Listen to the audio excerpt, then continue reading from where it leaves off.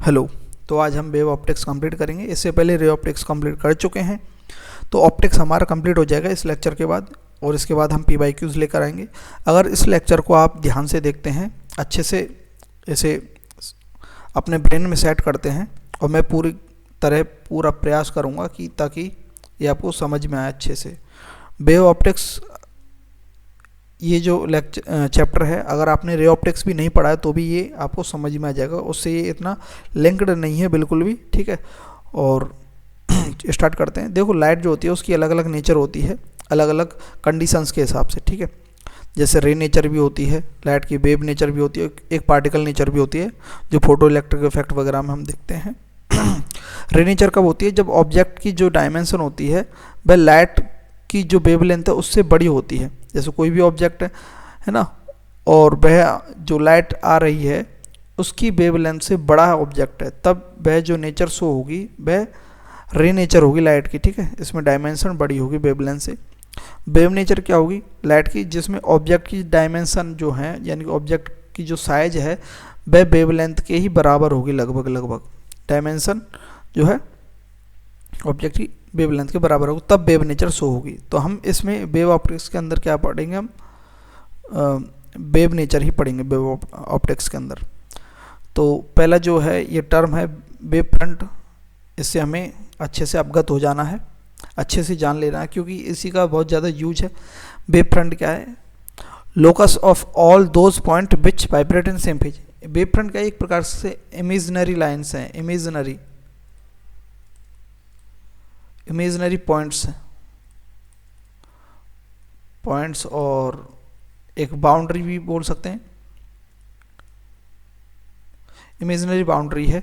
जैसे कि कोई भी पॉइंट सोर्स है, जैसे ये वाला जो है स्फेरिकल वेव फ्रंट बना हुआ है, इसमें ये स्फेरिकल वेव फ्रंट कैसे पॉइंट जो सोर्स होता है, लाइट सोर्स पॉइंट होता है, जैसे ये कोई पॉइंट लाइट सोर्स है, तो इससे जो है लाइट जो है 3D में देखेंगे तो स्फीयर बनेगा, लाइट सब जगह इससे इमिट होगी, ठीक है, फैलेगी, ठीक है, प्रकाशित होगी।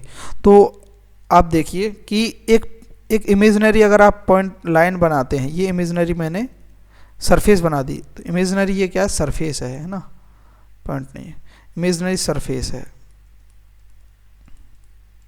तो इमेजिनरी मैंने ये सरफेस बना दी, ठीक है।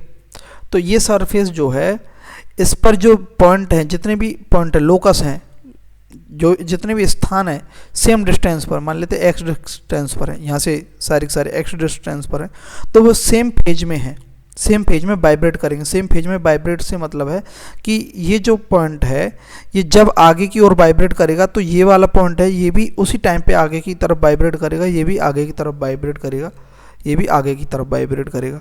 और जब ये पीछे वाइब्रेट करेंगे तो सारे के सारे साथ में ही वाइब्रेट करेंगे पीछे की साइड, यानी कि वाइब्रेट इन सेम फेज में ही वाइब्रेट करेंगे। उसे क्या बोलते हैं? वेव फ्रंट बोलते हैं। ये एक प्रकार से इमेजिनरी क्या है? सरफेस होती है वेव फ्रंट। तो ये बात याद रखनी है, पॉइंट सोर्स जो होता है स्फेरिकल वेव फ्रंट बनाता है। देखो सीधी सी बात है, जो पॉइंट है, कोई जैसे बल्ब है, ठीक है, पॉइंट सोर्स है, तो वो चारों ओर अपने इस प्रकार से लाइट फैलाएगा, तो ये क्या स्फेरिकल बनेगा। 3D में आप सोचिए, स्फेयर जैसे गेंद होती है, ऐसा क्या बनाएगा? वेव फ्रंट बनाएगा, ठीक है। अगर कोई लाइन सोर्स है इस प्रकार से, सीधा सोर्स है, तो उससे लाइट रेज ऐसे जाएंगी, ठीक है, ऐसे लाइट रेज जाएंगी। तो एक इमेजिनरी, अगर हम ये पॉइंट देखें, इमेजिनरी ये बाउंड्री बनाई है हमने, इमेजिनरी ये इस प्रकार से, ये इमेजिनरी है, पॉइंट सोर्स इस प्रकार से जा रहे हैं, और जो लाइट की जो जाती हैं लाइट रेज जो हैं हमेशा परपेंडिकुलर होती हैं वेव फ्रंट के, तो ये वेव फ्रंट स्फेरिकल, और ये लाइट रेज ऐसे जा रही हैं, तो ये क्या है? परपेंडिकुलर हैं। तो ऐसे ही ये लाइट रेज इस प्रकार से, ये जो है लाइन सोर्स है, इससे लाइट रेज जा रही हैं, तो ये परपेंडिकुलर हैं। ये जो बन रहा है सिलेंडर, ये एक इमेजिनरी है, इमेजिनरी सरफेस हमने बनाई है। लाइट रेज तो और भी आगे तक जा रही हैं इस प्रकार से, ठीक है। तो अगर लाइन सोर्स है, लाइन जो है, लाइन में है कोई लाइट सोर्स, तो तब उससे जो है वेव फ्रंट कैसा बनेगा? स्फेरिकल बनेगा। ये बात याद रखनी है, ठीक है। पॉइंट सोर्स से spherical wave front, line source से सिलेंड्रिकल वेव फ्रंट। और अगर पैरेलल रेज आ रही हैं, या फिर सोर्स जो है इन्फिनिटी पर, कोई भी सोर्स इन्फिनिटी पर होगा, बहुत दूर है, तो लाइट रेज हमें आती हुई चाहे भले यहाँ से तो ऐसे आ रही हैं, लेकिन हमारे पास आती हुई कैसे दिखाई देंगी, वो पैरेलल हो जाएंगी, बहुत दूर से आ रही हैं तो, ठीक है।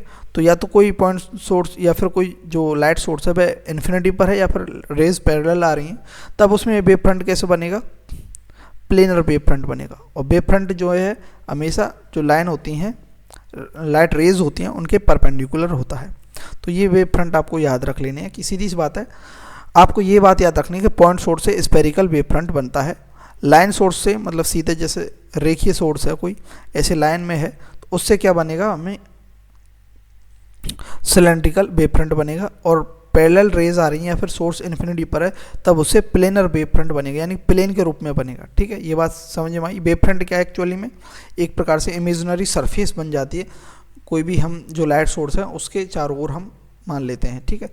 अब देखो जैसे कि इन्फिनिटी है, इन्फिनिटी से ये आ रहे हैं क्या, वेव फ्रंट इन्फिनिटी से आ रहे हैं, कोई भी लाइट सोर्स इन्फिनिटी पर है तो वेव फ्रंट जो होंगे क्या होंगे, ये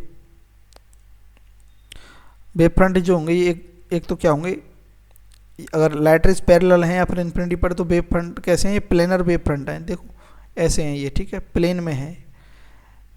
ऐसे डिनोट तो हमें दिखाने के लिए तो ऐसे लाइन से डिनोट किया है, लेकिन ये प्लेनर है, ठीक है। और ये क्या है, परपेंडिकुलर है। अगर हम इनके बीच में क्या कॉन्वेक्स लेंस लेकर के आते हैं तो कॉन्वेक्स लेंस क्या करता है, कन्वर्ज करता है, तो ये कन्वर्ज करेगा, तो देखो ऐसे कन्वर्ज होकर के एक पॉइंट पर आ जाएगी ये लाइट सोर्स। तो इस पे जो ये पॉइंट सोर्स है या पॉइंट सोर्स में आ जाएगी लाइट, तो इसके जो वेव फ्रंट है ऐसे बनेंगे इस प्रकार से, ठीक है, स्फेरिकल वेव फ्रंट ही बनेंगे, ऐसे ही बनेंगे, ऐसे चारों स्फेरिकल वेव फ्रंट, ठीक है। इस प्रकार से स्फेरिकल वेव फ्रंट बनेंगे अगर कॉन्वेक्स लेंस होता है तो, ठीक है। अगर कॉनकेव लेंस है तो कॉनकेव लेंस में ये देखो ये क्या है, प्लेनर वेव फ्रंट है, इन्फिनिटी से आ रही है लाइट रेज, ठीक है, ये परपेंडिकुलर होता है, तो ये क्या होगा, डाइवर्स कर देगा लाइट रेज को। तो डाइवर्स कर देगा तो जब हम इन लाइट रेज को पीछे को मिलाते हैं तो एक पॉइंट सोर्स से आते हुए दिखाई देंगे, तो इनका जो बनेगा वेव फ्रंट वो ऐसा बनेगा, स्फेरिकल पॉइंट सोर्स से आते हुआ इस प्रकार से बनेगा, ठीक है, समझ रहे हैं ना बात को। और अगर हम वहीं क्या ले लेते हैं, कॉन्वेक्स मिरर लेते हैं, तो मिरर क्या होता है, कॉन्वेक्स मिरर डाइवर्जिंग होता है, तो ये लाइट रेज पैरेलल आ रही हैं तो इनका जो वेव फ्रंट है प्लेनर बनेगा, ये प्लेनर है, जैसे ही इससे टकराएंगी लाइट रेज तो इस प्रकार से डाइवर्ज होंगी, लेकिन वो आते हुए एक पॉइंट से दिखाई देंगी, तो इनका जो वेव फ्रंट है ऐसा बनेगा, स्फेरिकल, ठीक है, ऐसा स्फेरिकल बनेगा। तो ये स्फेरिकल वेव फ्रंट ऐसा बन रहा है किसमें, कॉन्वेक्स मिरर में। ऐसे कॉनकेव जो मिरर है उसमें कैसा बनेगा, ये कॉनकेव मिरर है, लाइट रेज आई पैरेलल है लाइट रेज, तो इनमें जो है वेव फ्रंट इनका जो है प्लेनर है, लेकिन जैसे ये कॉनकेव मिरर से यानी कन्वर्जिंग मिरर, कन्वर्जिंग है ये डाइवर्जिंग है, कन्वर्जिंग मिरर से जैसे ही टकराती हैं तो एक पॉइंट पर आकर यानी फोकस पर, ये सारे सारे फोकस ही तो है, हमने जैसे कि रे ऑप्टिक्स में पढ़ा था, तो इसकी जो वेव फ्रंट है ऐसे बनेगी स्फेरिकल, इस प्रकार से ऐसे, समझिए ना आप। दूसरा है प्रिज्म। प्रिज्म में क्या होता है, प्लेनर वेव फ्रंट है वही क्या हो जाते हैं, टिल्ट हो जाते हैं, यानी कि डेविएशन हो जाता है उनका। प्लेनर वेव फ्रंट जाने तो ऐसे चाहिए थे, लेकिन ये ऐसे जो है क्या हो गई, ये डेविएट हो गए, ठीक है। तो इसमें क्या है, प्लेनर ही वेव फ्रंट है, प्लेनर ही आ रहे हैं, प्लेनर ही जा रहे हैं, ठीक है। तो ये वेव फ्रंट हमने देख लिए, जैसे ये बहुत इंपॉर्टेंट है, ये आपको याद रखना है। कैसे, देखो इसको मैं देखो, जैसे ये ऊपर जो है रेरर मीडियम है, नीचे डेंसर मीडियम है। लाइट रेज जैसे ही रेरर मीडियम से डेंसर मीडियम में जाएंगी तो लाइट रेज हमेशा डेंसर में जाएंगी तो नॉर्मल की ओर जो है टुवार्ड्स द नॉर्मल, ये नॉर्मल है, नॉर्मल की ओर झुक जाएंगी किसी एंगल से, है ना। तो ये देखो लाइट रेज आई, ये नॉर्मल है, नॉर्मल पर जो एंगल बन रहा है लाइट रेज के साथ वह एंगल ऑफ इंसिडेंट है, ये आई है, ये आई बन रहा है, यहाँ दिख रहा है ना आपको।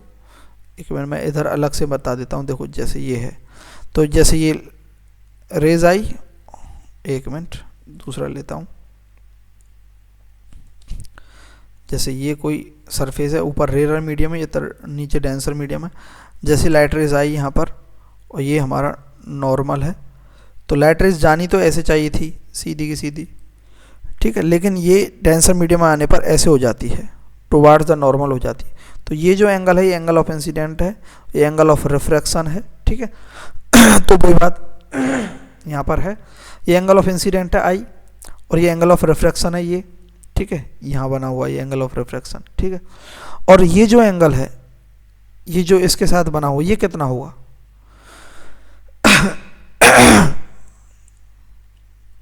एक मिनट।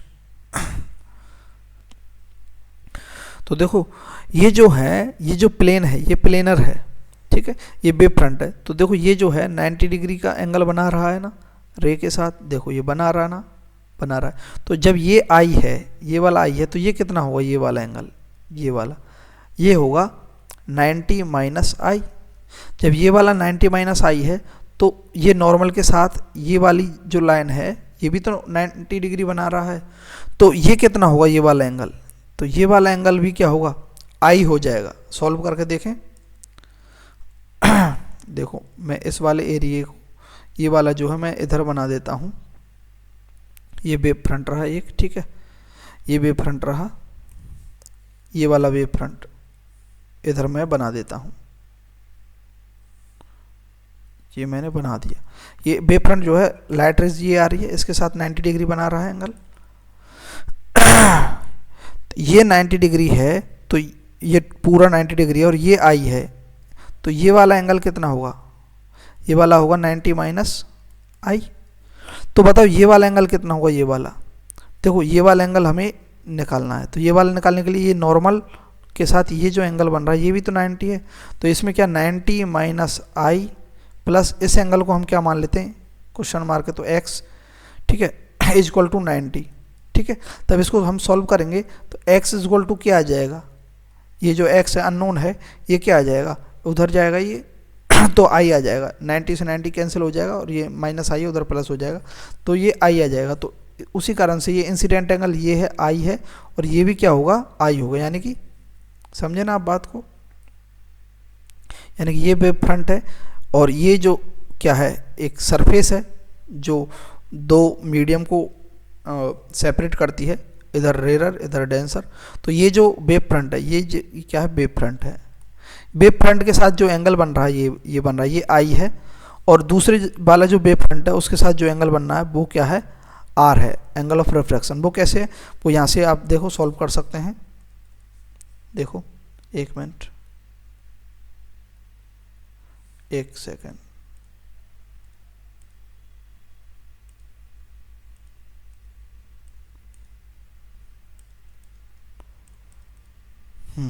तो देखो ये आर है और ये पूरा का पूरा 90 है, तो ये वाला एंगल कितना हो गया? 90 माइनस आर। तो ये वाला एंगल कितना होगा बताओ? ये पूरा का पूरा कितना है? 180 होता है। ये 90 है, ये 90 तो है, और ये पूरा ये 90 माइनस आर है, ये वाला एंगल। तो ये कितना होगा? आर निकल कर आ जाएगा अगर आप इसको सॉल्व करेंगे तो सीधी सी बात है। आपको कुछ भी याद ना हो तो ये बात याद रखना, ये जो वेव फ्रंट बन रहे हैं, ये वाला वेव फ्रंट और ये वाला वेव फ्रंट, और ये जो लाइन सेपरेटिंग है उसके साथ जो एंगल बना रहे हैं वो ऊपर वाला एंगल तो क्या होगा? रेयर के साथ जो बन रहा है वो एंगल ऑफ इंसिडेंट, और ये एंगल ऑफ रिफ्रैक्शन होगा नीचे वाले, ये दोनों वेव फ्रंट के साथ बन रहे हैं, ठीक है। तो ये बात आपको समझ में आई? तो स्नेल्स लॉ अगर देखें, स्नेल्स लॉ में देखें तो μ1 sine i is equal to μ2 sine r, ये हम पहले पढ़ चुके हैं रे ऑप्टिक्स में। तो रिफ्रैक्टिव इंडेक्स ऑफ रेयर के साथ अगर हम देखें, इंसिडेंट एंगल के साथ रिफ्रैक्टिव इंडेक्स जो है, तो μ1 sine i is equal to होगा μ2 साइन आर, ठीक है। ये हमें याद रखना है। ये कैसे आया वो, ये मैंने यहाँ पर इसमें इतना जोर इसलिए दिया क्योंकि इससे क्वेश्चन आते हैं, ये बात याद रखनी है, ठीक है।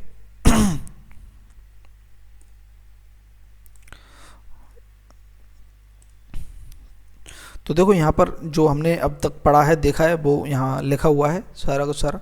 प्रॉपर्टीज ऑफ वेव फ्रंट या फिर प्रिंसिपल ऑफ हाइगन्स थ्योरी, हाइगन ने दी थी ये थ्योरी वेव फ्रंट की। तो वेव फ्रंट क्या है? एक प्रकार का लोकस है, पॉइंट है, स्थान है, of all those points which vibrate in the same phase, same phase में वाइब्रेट करते हैं। वह स्थान है, वह लोकस है, वह सरफेस है, वेव फ्रंट, ठीक है। ये लोकस यानी ये स्थान है, एक इमेजिनरी स्थान है, ठीक है, जहाँ पर सारे के सारे जो पॉइंट हैं एक ही फेज में वाइब्रेट करते हैं।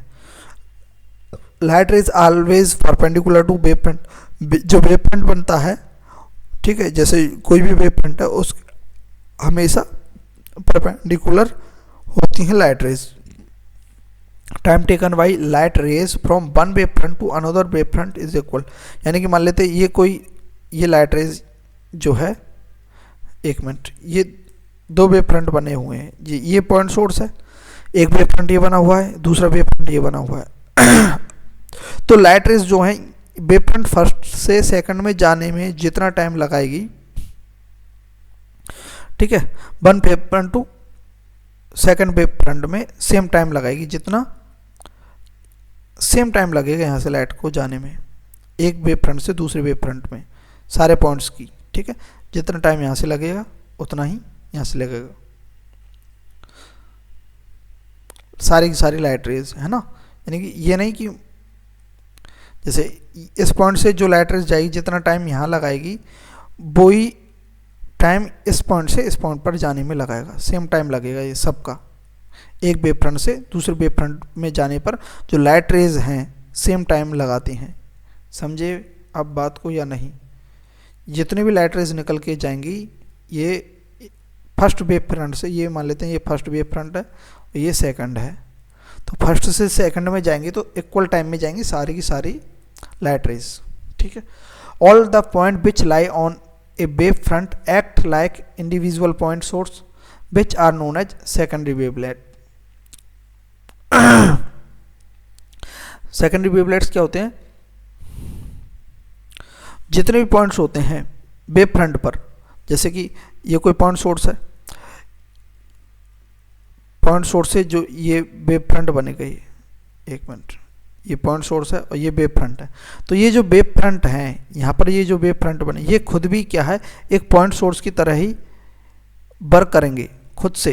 तो इनसे भी क्या है, वेव फ्रंट फिर जाएंगे स्फेरिकल, जैसे इससे निकले ऐसे इनसे भी बड़े बड़े छोटे छोटे स्फेरिकल जो है वेव फ्रंट बनेंगे, ठीक है। फिर इन वेव फ्रंट को जब मिला देंगे तब एक और क्या बन जाएगा, हमारा नया वेव फ्रंट बन जाएगा, इन पर टेंजेंस।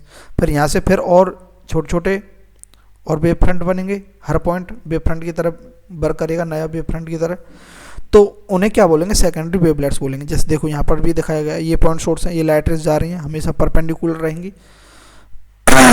तो ये जो है, ये जो वेव फ्रंट बना है देखो ये वाला, इस वेव फ्रंट पर ये रेड रेड दिख रहे हैं, ये पॉइंट क्या है, खुद से एक पॉइंट सोर्स की तरफ वर्क कर रहे हैं इस वेव फ्रंट पर, ये सारे पॉइंट।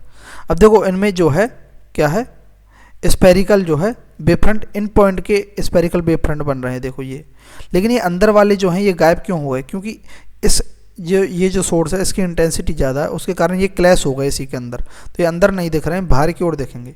समझे आप बात को? तो इस प्रकार से सारे के सारे वेव फ्रंट ये बन रहे हैं। ये ये जो वेव फ्रंट है इनकी जो टेंजेंट होती है उनको मिला देते हैं तो एक और नया वेव फ्रंट बन जाता है, ये वाला एक वेव फ्रंट बन गया। फिर इस पर भी बहुत सारे पॉइंट हैं, वो भी अलग से सोर्स की तरह काम करेंगे, है ना। तो ये लाइन वो बोल रही है, all the point which lie on a wave front में जितने भी पॉइंट हैं वो act like individual point source, वे खुद से एक इंडिविजुअल पॉइंट सोर्स की तरह वर्क करेंगे, which are known as secondary wavelets. उनको क्या बोलते हैं हम, फिर सेकेंडरी वेवलेट्स बोलेंगे। ये सेकेंडरी वेवलेट्स हैं, वेव फ्रंट पर जो पॉइंट सोर्स होते हैं उन्हें सेकेंडरी वेवलेट्स बोलते हैं। A tangent to the spherical wave front of all wavelets will give a new wave front from the original source.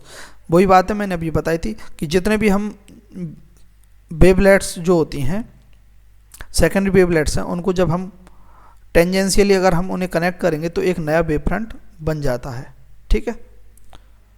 समझे ना बात? वेव फ्रंट बहुत ज़रूरी था जो हमने पढ़ा, क्योंकि बहुत काम आता है वेव फ्रंट का। अब देखते हैं हाइगन्स वेव थ्योरी। ये क्या है? Wave theory of light was given by Christian Huygens. According to this a luminous body is a source of disturbance in a hypothetical medium, जिसे उन्होंने क्या बोला था, ईथर बोला था, वेब थ्योरी क्या बोली थी कि एक ल्यूमिनस बॉडी जो है, कोई भी ल्यूमिनस बॉडी है यानी कि कोई सोर्स है, वो सोर्स क्या क्रिएट करता है, डिस्टरबेंस करता है। डिस्टरबेंस मतलब वही वाइब्रेशन वगैरह इन हाइपोथेटिकल मीडियम, जैसे हम क्या बोलते हैं, ईथर बोलते हैं। जैसे सन से जो है वेव आती हैं, तो इन्होंने बोला था, जो कि एक्चुअली में ये सही नहीं था, इन्होंने एक मीडियम माना था कि वेव जो है मीडियम में ट्रेवल करती हैं, उस मीडियम का नाम है ईथर। ईथर जो मीडियम है वह ना ही डिटेक्टेबल है, ना ही अनटचेबल है, ठीक है, अनटचेबल है मीडियम ये ईथर। इस प्रकार से इन्होंने दिया था, जो कि गलत था। The wave carry energy and momentum, energy carry करती है, बात सही है, मोमेंटम भी कैरी करती है। Huygens assume that the wave were longitudinal, हाइगन ने वेव को क्या माना था, लॉन्गिट्यूडनल माना था, लेकिन ये वास्तव में ट्रांसवर्स होती हैं। वेव जो होती हैं ट्रांसवर्स होती हैं, ये लाइट वेव जो होती हैं ट्रांसवर्स होती हैं, ठीक है। इलेक्ट्रोमैग्नेटिक वेव होती हैं, ये क्या होती है, ट्रांसवर्स होती हैं, और इलेक्ट्रोमैग्नेटिक वेव होती हैं, लाइट वेव जो होती है।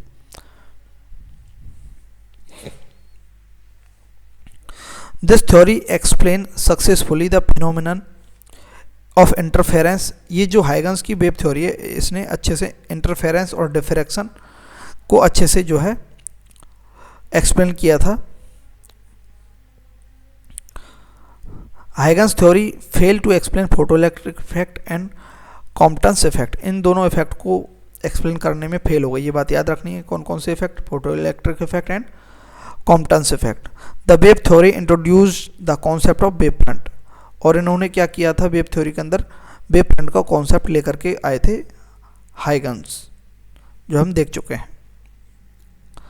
अब देखते हैं, यहाँ तक तो हमने देख लिया, हाइगन्स की वेव थ्योरी देख ली और वेव फ्रंट देख लिया है, ठीक है, जो मेन कोर है इस चैप्टर का, आगे ताकि हमें बार बार समझ में आएगा। अब हम इंटरफेरेंस वगैरह स्टार्ट करेंगे, लेकिन उससे पहले हमें क्या देखना है, कोहेरेंट सोर्स। कोहेरेंट सोर्स क्या होते हैं, coherent source to to which phase difference at a point remain constant, जो फेज डिफरेंस होगा, कोई भी दो पॉइंट सोर्स हैं, ये ये S1 है, ये पॉइंट सोर्स ये S2 है, इन दोनों के जरिए किसी भी पॉइंट पर, मान लेते हैं ये पॉइंट है, यहाँ पर जो है इस पॉइंट पर इनके द्वारा जो फेज डिफरेंस है, मान लेते हैं ये इस लाइट सोर्स से ये पॉइंट जो है वाइब्रेट कर रहा है ऐसे, ठीक है, और ये S2 पॉइंट से भी ऐसे ही इसी फेज में ही वाइब्रेट कर रहा है, यानी कि फेज डिफरेंस जो है कांस्टेंट है, कांस्टेंट आ जाता है, तो ये दोनों जो है कोहेरेंट सोर्स बोले जाते हैं। इनकी जो फ्रीक्वेंसी होती है वह सेम होती है, ठीक है, उन्हें कोहेरेंट सोर्स बोलते हैं, ठीक है। Two independent identical source can never be coherent source, ये जरूर नहीं है कि दो कोई इंडिपेंडेंट आइडेंटिकल सोर्स हैं। इंडिपेंडेंट आइडेंटिकल सोर्स जैसे कि मान लेते हैं हम दो बल्ब ले लेते हैं, दो या फिर LED ले लेते हैं, सेम वोट की, सेम पावर, सेम ले लेते हैं, बिल्कुल सेम इंटेंसिटी की, लेकिन वो दोनों जो है इंडिपेंडेंटली अगर आइडेंटिकल भी हुए हैं, बिल्कुल सेम है, आइडेंटिकल है, फिर भी वो कोहेरेंट सोर्स की तरह वर्क नहीं करेंगे, नेवर भी कोहेरेंट सोर्स, कभी भी वे कोहेरेंट सोर्स नहीं हो सकती, ठीक है, ये बात याद रखने की है। तो कोहेरेंट सोर्स कैसे बनाएंगे वो देखते हैं। तो देखो, जैसे ये पॉइंट सोर्स S1 है, ये S2 है, ये मान लेते हैं ये पॉइंट, ये जो लाइट रेज है ये ट्रेवल करके ये पॉइंट P तक आती है, X डिस्टेंस कवर करती है, ऐसे ये लाइट जो है S2 सोर्स है उससे कवर करके X2 डिस्टेंस कवर करती है और पॉइंट P पर आती है। तो ये जो पॉइंट P पर आकर के ये कुछ क्या करेंगे, SHM करेंगे, ठीक है, यानी वाइब्रेट करेंगे, सीधी सी बात है, SHM करेगा। तो इस Y1 क्या है, ये SHM कर रहा है Y में, है ना, X डिस्टेंस पर है, तो इसकी जो इक्वेशन होगी वेव की, जो यहाँ पर SHM करवाएगी P पॉइंट पर, वह क्या है, Y1 ये S1 के जरिए, Y1 is equal to A1 sine bracket के X1 minus omega plus phi, ये फेज है, ठीक है। ऐसे ही जो Y2 है, 2 सेकंड जो सोर्स है लाइट सोर्स, वह क्या करेगा, A2 साइन के X2 माइनस ओमेगा फाई, ये कर रहा है,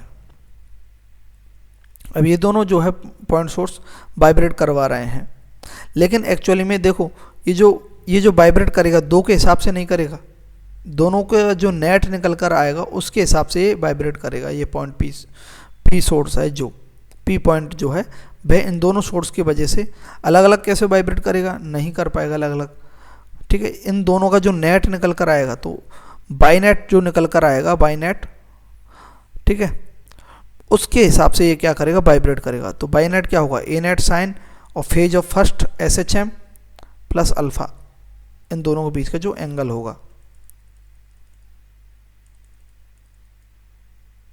ठीक। तो देखो ये डेल्टा फाई क्या है, फेज डिफरेंस है, फेज में अंतर है इन दोनों फेज में। ये फेज है, ये दो फेज हैं, इन दोनों का अगर हम डिफरेंस निकालें तो वही है, ये फेज डिफरेंस है। तो इनको अगर हम माइनस करेंगे तो ओमेगा टी से तो ओमेगा टी कैंसिल हो जाएगा और ये फाई से फाई कैंसिल हो जाएगा, ठीक है। तो KX2 माइनस KX1 निकल कर आएगा। ये आप मैथमेटिकल टर्म है, आप इसको अगर करते हैं फेज डिफरेंस फेज का, ये दोनों जो फेज हैं इनको अगर डिफरेंशिएट करें, मतलब सॉरी इनका डिफरेंस निकालेंगे, यानी कि एक दूसरे से घटाएंगे इनको, इनका अंतर निकालेंगे, तो देखो फाई 2 कितना है, ये फेज 2 कितना है, KX2 minus omega t plus phi, ठीक है, माइनस कर देंगे KX1 minus omega t plus phi. तो इसको जब माइनस करेंगे तो ये निकल कर आएगा minus KX1 plus omega T, ठीक है, माइनस फाई। तो ये आपस में plus omega T minus omega T से कैंसिल हो जाएगा, और ये माइनस फाई जो है प्लस फाई से कैंसिल हो जाएगा। तो ओवरऑल क्या बचेगा हमारे पास, जब आप इसे सॉल्व करेंगे तब हमें ये बचेगा कि X2 माइनस X1, ये क्या है, फेज डिफरेंस है, ठीक है। और K की वैल्यू हमें पता है, K क्या है 2 pi y upon lambda, K क्या है, यहाँ वेव नंबर होता है, ठीक है, 2 पाई वाई अपॉन लैम्बडा, ठीक है। तो delta phi is equal to क्या होगा, KX2 minus X1, X2 minus X1 क्या है, यानी कि ये डिस्टेंस है और ये दोनों जो डिस्टेंस इन्होंने इन वेव्स ने P पॉइंट पर पहुंचने के लिए जितनी डिस्टेंस कवर की है उसी का तो डिफरेंस है। तो X2 माइनस X1, इसे हम डेल्टा X भी लिख सकते हैं, ठीक है। तो ये क्या है, ये तो फेज डिफरेंस है, और ये क्या है, इन दोनों के पाथ, यानी कि इनकी जो डिस्टेंस कवर की है, इनका जो रास्ता है, पाथ है, उसका डिफरेंस है। तो ये क्या है, पाथ डिफरेंस।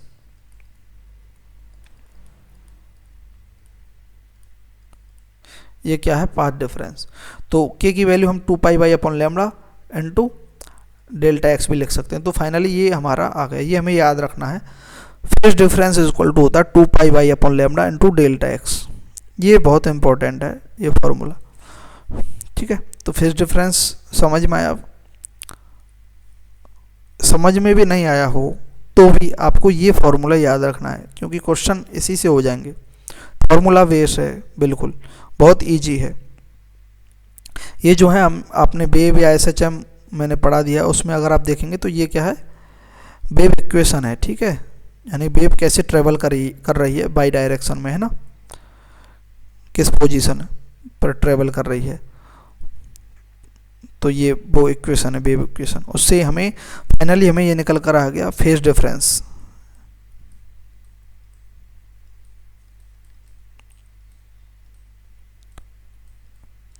कि कितना जो है उनके बीच में डिफरेंस है फेज में। ये बाई नेट है, क्योंकि हम कभी भी देखेंगे कोई भी पॉइंट है वह वाइब्रेट कर रहा है, कोई दो वेव्स की वजह से कर रहा है, तो उन वेव्स का जो एम्पलीट्यूड है, ठीक है, मान लेते हैं किसी का एम्पलीट्यूड, देखो समझने के लिए, फील के लिए, कि किसी का एम्पलीट्यूड A1 है, उसके कारण ये इस प्रकार से वाइब्रेट कर रही है इतनी दूरी, और किसी का जो है एम्पलीट्यूड जो है वह क्या है, A2 है, वह कितना है एम्पलीट्यूड है, वो इतना है। तो इनका जो वेक्टर सम होगा उस सम को निकाल करके ये जो वेव है, ये जो पॉइंट है, उतना वाइब्रेट करेगा, ना ज़्यादा ना कम, उनके बीच में जो वेक्टर सम आता है ना उसके हिसाब से वाइब्रेट करेगा, ठीक है। तो ऐसे वाइब्रेट करता है। तो बाई नेट क्या होगा, A net sine phase of first SHM plus जो जो फर्स्ट एसएचएम होगा उनमें फर्स्ट वाइब्रेशन होगा, एसएचएम होगा उनमें सिंपल हार्मोनिक मोशन होगा, वह प्लस अल्फा ये है। तो ए नेट हमें इंपॉर्टेंट क्या है, ए नेट कितना एम्पलीट्यूड निकल कर आएगा, तो A1 का स्क्वायर प्लस A2 का square plus 2A1 A2 cos delta phi, ये क्या है, वही फेज डिफरेंस है। तो अगर हमें फेज डिफरेंस मालूम हो जाए और एम्पलीट्यूड, तो हमें एम्पलीट्यूड निकाल सकते हैं, नेट एम्पलीट्यूड निकाल सकते हैं। तो ये ए नेट का फॉर्मूला हमें याद रख लेना है, A net is equal to A1 का स्क्वायर प्लस A2 का square plus 2A1 A2 cos delta phi under root में है ये, ठीक है, ये वाला इंपॉर्टेंट है। और एक phase difference is equal to क्या होता है, 2 pi by lambda into delta x, ये क्या पाथ डिफरेंस है, ये फेज डिफरेंस है। पाथ डिफरेंस और फेज डिफरेंस का रिलेशन याद रखना है, ए नेट याद रखना है हमें, ठीक है।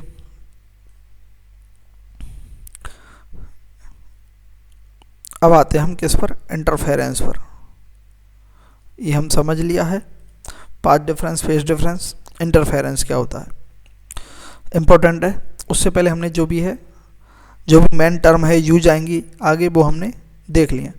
When light from two coherent sources, coherent sources हम देख चुके हैं कि जिनकी जो है कोहेरेंट सोर्स की फ्रिक्वेंसी सेम होती है, ठीक है, सेम वेवलेंथ होती है ना। Coherent sources have same frequency, सीधी बात है, कोहेरेंट सोर्स होंगे तो उनकी फ्रिक्वेंसी सेम ही होगी, सेम नहीं होगी तो वो क्रॉस नहीं कर पाएंगे, ठीक है। सेम वेवलेंथ होने पर दो कोहेरेंट सोर्स की super impose eight a point, एक पॉइंट पर सुपर इम्पोज करते हैं, उसे इंटरफेरेंस बोलते हैं। जैसे ये S1 है और ये S2 है, इन दोनों की जो है फ्रिक्वेंसी सेम है, वेवलेंथ भी सेम है, और ये एक पॉइंट P पर क्या करते हैं, सुपर इम्पोज कर रहे हैं दोनों। इस ये S1 सोर्स जो है ये X1 डिस्टेंस कवर करता है और S2 जो है X2 डिस्टेंस कवर करता है, और P पॉइंट पर क्या होते हैं, सुपर इम्पोज हो जाती हैं ये दोनों जो है सोर्स की वेव्स जो हैं। तब यहाँ पर जो बनेगा उसे क्या बोलेंगे, इंटरफेरेंस बोलेंगे, ठीक है। तो इनके बीच का जो फेज डिफरेंस होगा वो क्या होगा, इन दोनों जो वेव्स हैं, इन दोनों कोहेरेंट सोर्स हैं, उनका जो फेज डिफरेंस क्या होगा, वह क्या होगा, delta phi is equal to 2 pi by lambda, 2 pi by lambda into delta x. Delta x हम पहले भी देख चुके हैं, ये क्या है, x2 माइनस x1 जो कि क्या है, पाथ डिफरेंस है, ठीक है। ए नेट हम देख चुके हैं, ए नेट क्या है, अंडर रूट A1 का स्क्वायर प्लस A2 का square plus 2A1 A2 cos delta phi. और आई नेट क्या है, आई नेट क्या है, इंटेंसिटी, इन दोनों की कितनी इंटेंसिटी है, I1 और I2, I1 इंटेंसिटी है S1 सोर्स की, I2 इंटेंसिटी है S2 सोर्स की। तो आई नेट क्या होगा, I1 plus I2 plus 2 under root I1 under root I2 cos phi, और I इज डायरेक्टली प्रोपोर्शनल होता है स्क्वायर ऑफ एम्पलीट्यूड के, इंटेंसिटी जो है एम्पलीट्यूड के स्क्वायर के डायरेक्टली प्रोपोर्शनल होती है, ये बात याद रखनी है। तो आई नेट, ए नेट, ये तीनों फॉर्मूला याद रखने हैं, इनसे ही क्वेश्चन होंगे। इंटरफेरेंस समझे ना आप, इन्हें किसी पॉइंट पर जो है सुपर इम्पोज कर जाते हैं दो वेव जो हैं सेम फ्रिक्वेंसी सेम वेवलेंथ की, उसे इंटरफेरेंस बोलते हैं, ठीक है। देखो, अगर हमें पाथ डिफरेंस मालूम है तो हम क्या निकाल सकते हैं, फेज डिफरेंस निकाल सकते हैं ना। वेवलेंथ दे रखी होगी किसी भी सोर्स की, ठीक है, तो हम उससे फेज डिफरेंस निकाल सकते हैं इस फॉर्मूले के जरिए। और अगर हमें फेज डिफरेंस मालूम हो जाता है, फेज डिफरेंस डेल्टा फाई अगर हमें मालूम हो जाता है, तो हम क्या निकाल सकते हैं, एम्पलीट्यूड निकाल सकते हैं ए नेट, क्योंकि A1 का स्क्वायर प्लस A2 का square plus 2A1 A2 cos delta phi आता है यहाँ, ये निकाल सकते हैं। और आई नेट अभी हमने देख लिया था, I net I is equal to directly proportional होता है स्क्वायर ऑफ एम्पलीट्यूड के, तो I1 I plus I2 plus 2 under root I1 I2 cos delta phi, ठीक है। तो ये इंटेंसिटी और एम्पलीट्यूड हम ऐसे निकाल सकते हैं अगर हमें पाथ डिफरेंस मालूम हो तो, और फेज डिफरेंस मालूम हो तो हम एम्पलीट्यूड निकाल सकते हैं, ये आपस में इंटरकनेक्टेड हैं, ठीक है।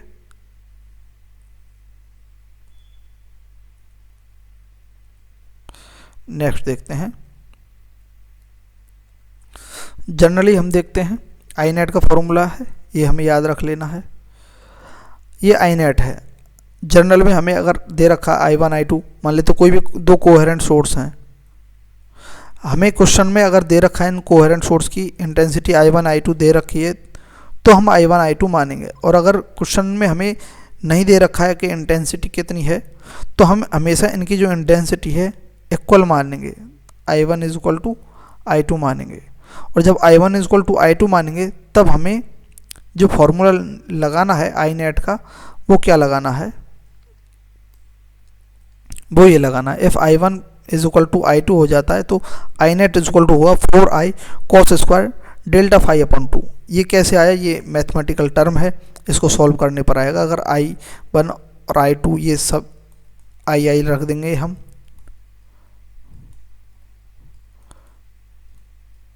तो ये बड़ा हो जाएगा ज़्यादा, ठीक है। तो ये मैथ से सॉल्व करके आएगा, जिसका हमें कोई भी यूज नहीं है कि कैसे आया। हमें ये याद रखना कि अगर I1 is equal to I2 है इज इक्वल टू I के, तो आई नेट जो होगा वह होगा 4i cos square delta phi upon 2। ये बहुत इंपॉर्टेंट क्वेश्चन जो है फॉर्मूला, ये हमेशा याद रखना हमें। ये वाला सबको हम एक बार समराइज करके लिख लेंगे। एक तो क्या है, वही है फेज डिफरेंस का 2 लैम्बडा अपॉन डेल्टा एक्स, ठीक है। ये इंपॉर्टेंट है पाथ डिफरेंस और फेज डिफरेंस में। और ए नेट और आई नेट, और ये आई नेट अगर I1 I2 इक्वल है तो 4i is equal I net is equal to 4i cos square delta phi upon 2। अब देखते हैं कंस्ट्रक्टिव मैक्सिमा और मिनिमा देखते हैं। कंस्ट्रक्टिव मैक्सिमा या फिर ब्राइट फ्रिंज भी बोलते हैं इसे।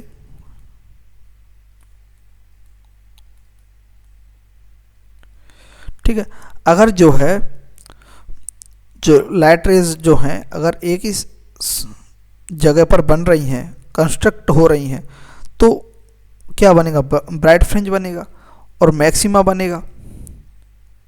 तो वह क्या बनेगा, देखो phase difference is equal to होता है 2n लैम्बडा।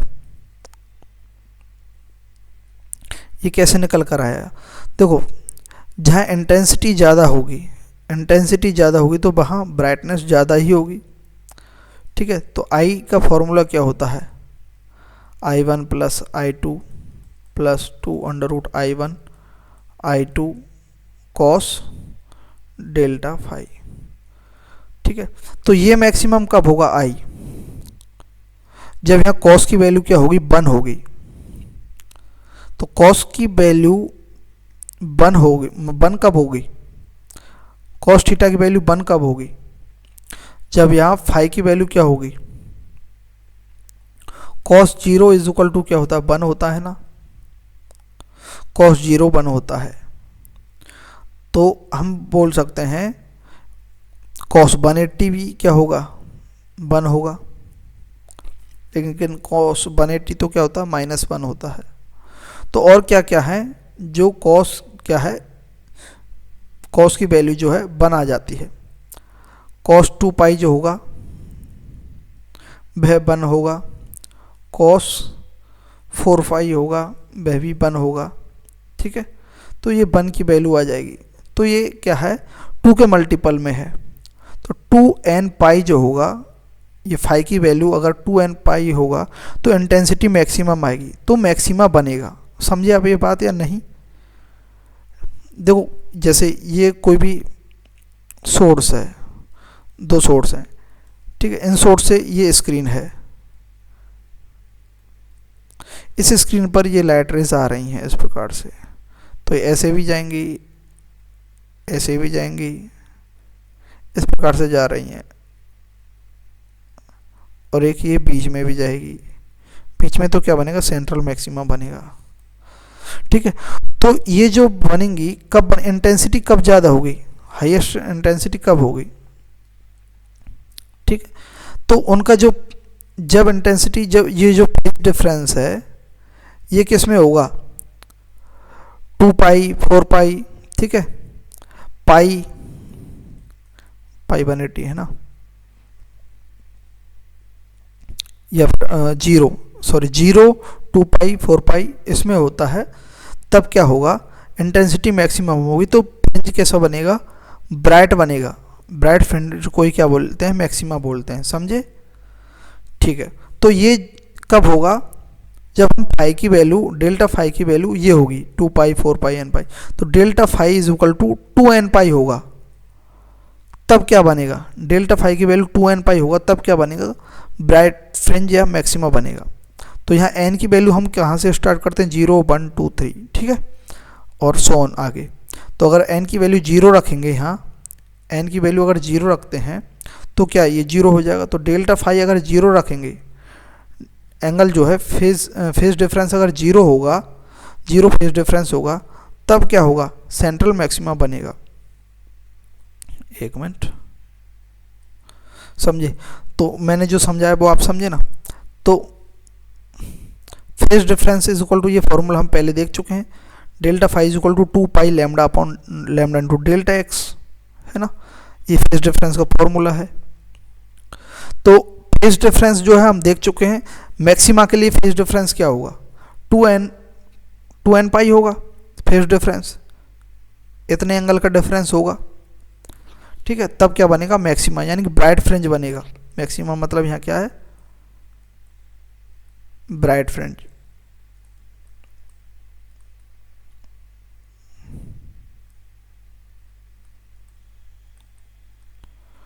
ठीक है, तो देखो फेज डिफरेंस की जगह हमने 2n पाई लिख दिया है, और यहाँ पर जो एज इट इज है 2 pi lambda into delta x लिख दिया है।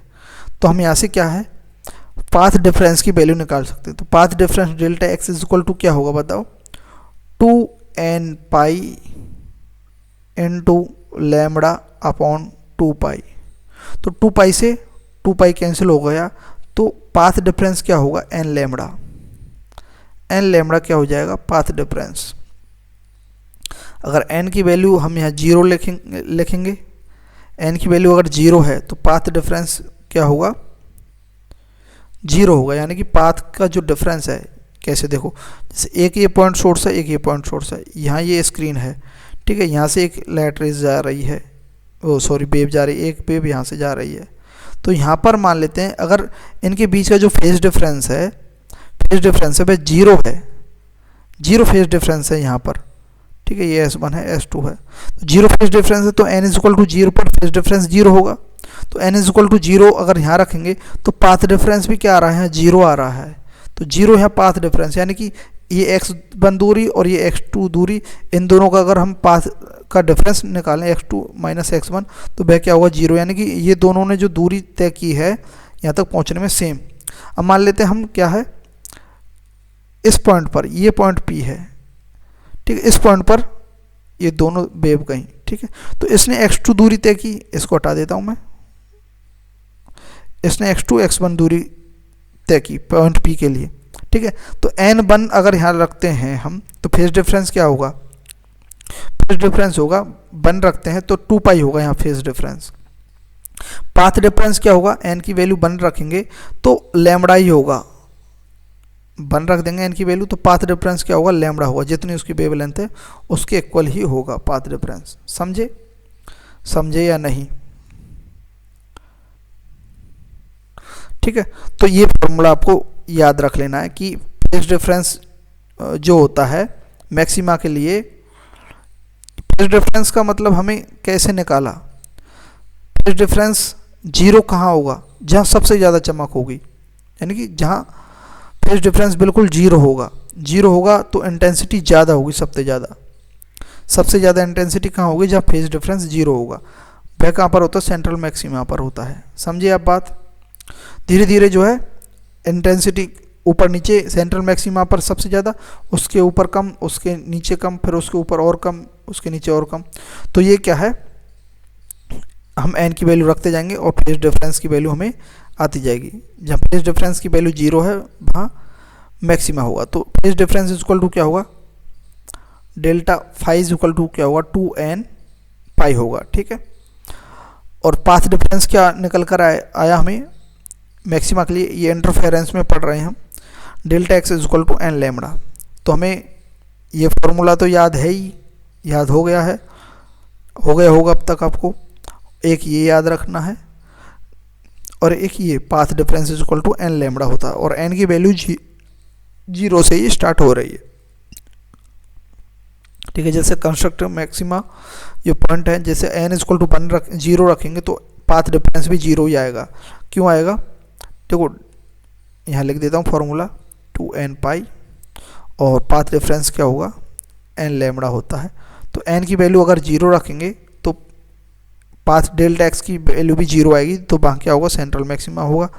n की वैल्यू 1 रखेंगे तो पाथ डिफरेंस की वैल्यू लैम्बडा ही आएगी, उसे हम फर्स्ट मैक्सिमा बोलेंगे। ठीक है, फर्स्ट मैक्सिमा। उसके बाद n की वैल्यू 2 रखेंगे तो उसे सेकंड मैक्सिमा 2 लैम्बडा आएगी, थर्ड रखेंगे तो थर्ड मैक्सिमा थर्ड आएगी। ये कंस्ट्रक्टिव मैक्सिमा है ना, या फिर ब्राइट फ्रिंजेज है। नेक्स्ट देखते हैं, डिस्ट्रक्टिव जो होगा उसे क्या बोलेंगे? मिनिमा बोलेंगे। ठीक है, या फिर क्या बोलेंगे? डार्क फ्रिंजेज बोलेंगे। ये डार्क फ्रिंजेज बोलेंगे। फ्रिंजेज यानी कि एक प्रकार से डार्क स्ट्रिप टाइप में बन रही हैं, ठीक है, इंटरफेरेंस में। तो इसमें क्या है? इसमें फेज डिफरेंस क्या होगा? तो देखो मिनिमम कब होगा फेज डिफरेंस? कॉस की वैल्यू जो है मिनिमम क्या होती है? इंटेंसिटी इस पर ही डिपेंड है। देखो वेव्स की इंटेंसिटी ज़्यादा होगी तो लाइट जो है चमक ज़्यादा होगी स्क्रीन पर। वो अभी यंग्स डबल स्लिट मॉडल देखेंगे तब हमें क्लियर हो जाएगा ये। ठीक है, अच्छे से थोड़ा सा धैर्य बनाए रखें, क्योंकि बीच से कभी भी कुछ समझ में नहीं आता, हमें पूरा देखना होता है। तो आई नेट जो होगा इंटेंसिटी क्या होती है? I1 plus I2 plus 2 under root I1 under root I2 cos delta phi, यही होता है। अब इंटेंसिटी मिनिमम कब होगी? जब कॉस की वैल्यू, कॉस इसकी वैल्यू क्या होगी? -1 आ जाएगी। कॉस डेल्टा फाई की वैल्यू -1 आ जाएगी। तो -1 कब आएगी? जब डेल्टा फाई की वैल्यू क्या होगी? डेल्टा फाई की वैल्यू क्या होगी? 180 होगी। 180 मतलब पाई होगी जब। ठीक है, तो तब और कब हो सकती है? जब 3 पाई होगी। और कब होगी? जब 5 पाई होगी। और कब होगी? जब 7 पाई होगी। तब क्या होगी? -1 होगी वैल्यू। तो -1 होगी वैल्यू, तो ये सारा का सारा ये वाला टर्म जो है माइनस हो जाएगा। I1 plus I2 minus 2 under root I1 I2, ये माइनस में हो जाएगा। तो ये क्या है? मिनिमम आएगी। मिनिमम आएगी तो वहाँ पर क्या बन जाएगा? डार्क जो है बन जाएगी, तो उसे क्या बोलेंगे? मिनिमा बोलेंगे। तो उसके लिए क्या होगा? पाई की वैल्यू अगर हम निकालें तो 2n प्लस 1 इंटू पाई रखेंगे। Phi is equal to 2n plus 1। अगर कई बुक्स में 2n माइनस 1 भी लिखा हुआ है तो उसमें हम n की वैल्यू 1 से शुरू करेंगे। फिर अगर -1 है तो n की वैल्यू 1 रखेंगे, तब 1 आएगा। ठीक है, समझे आप बात? ये मैथमेटिकल टर्म है। लेकिन अगर हम दोनों में ही n की वैल्यू 0 से स्टार्ट करने चाहते हैं तो ये वाला हमें फॉर्मूला याद रख लेना, और यही ज़्यादा इजी रहेगा, अच्छा रहेगा। ठीक है,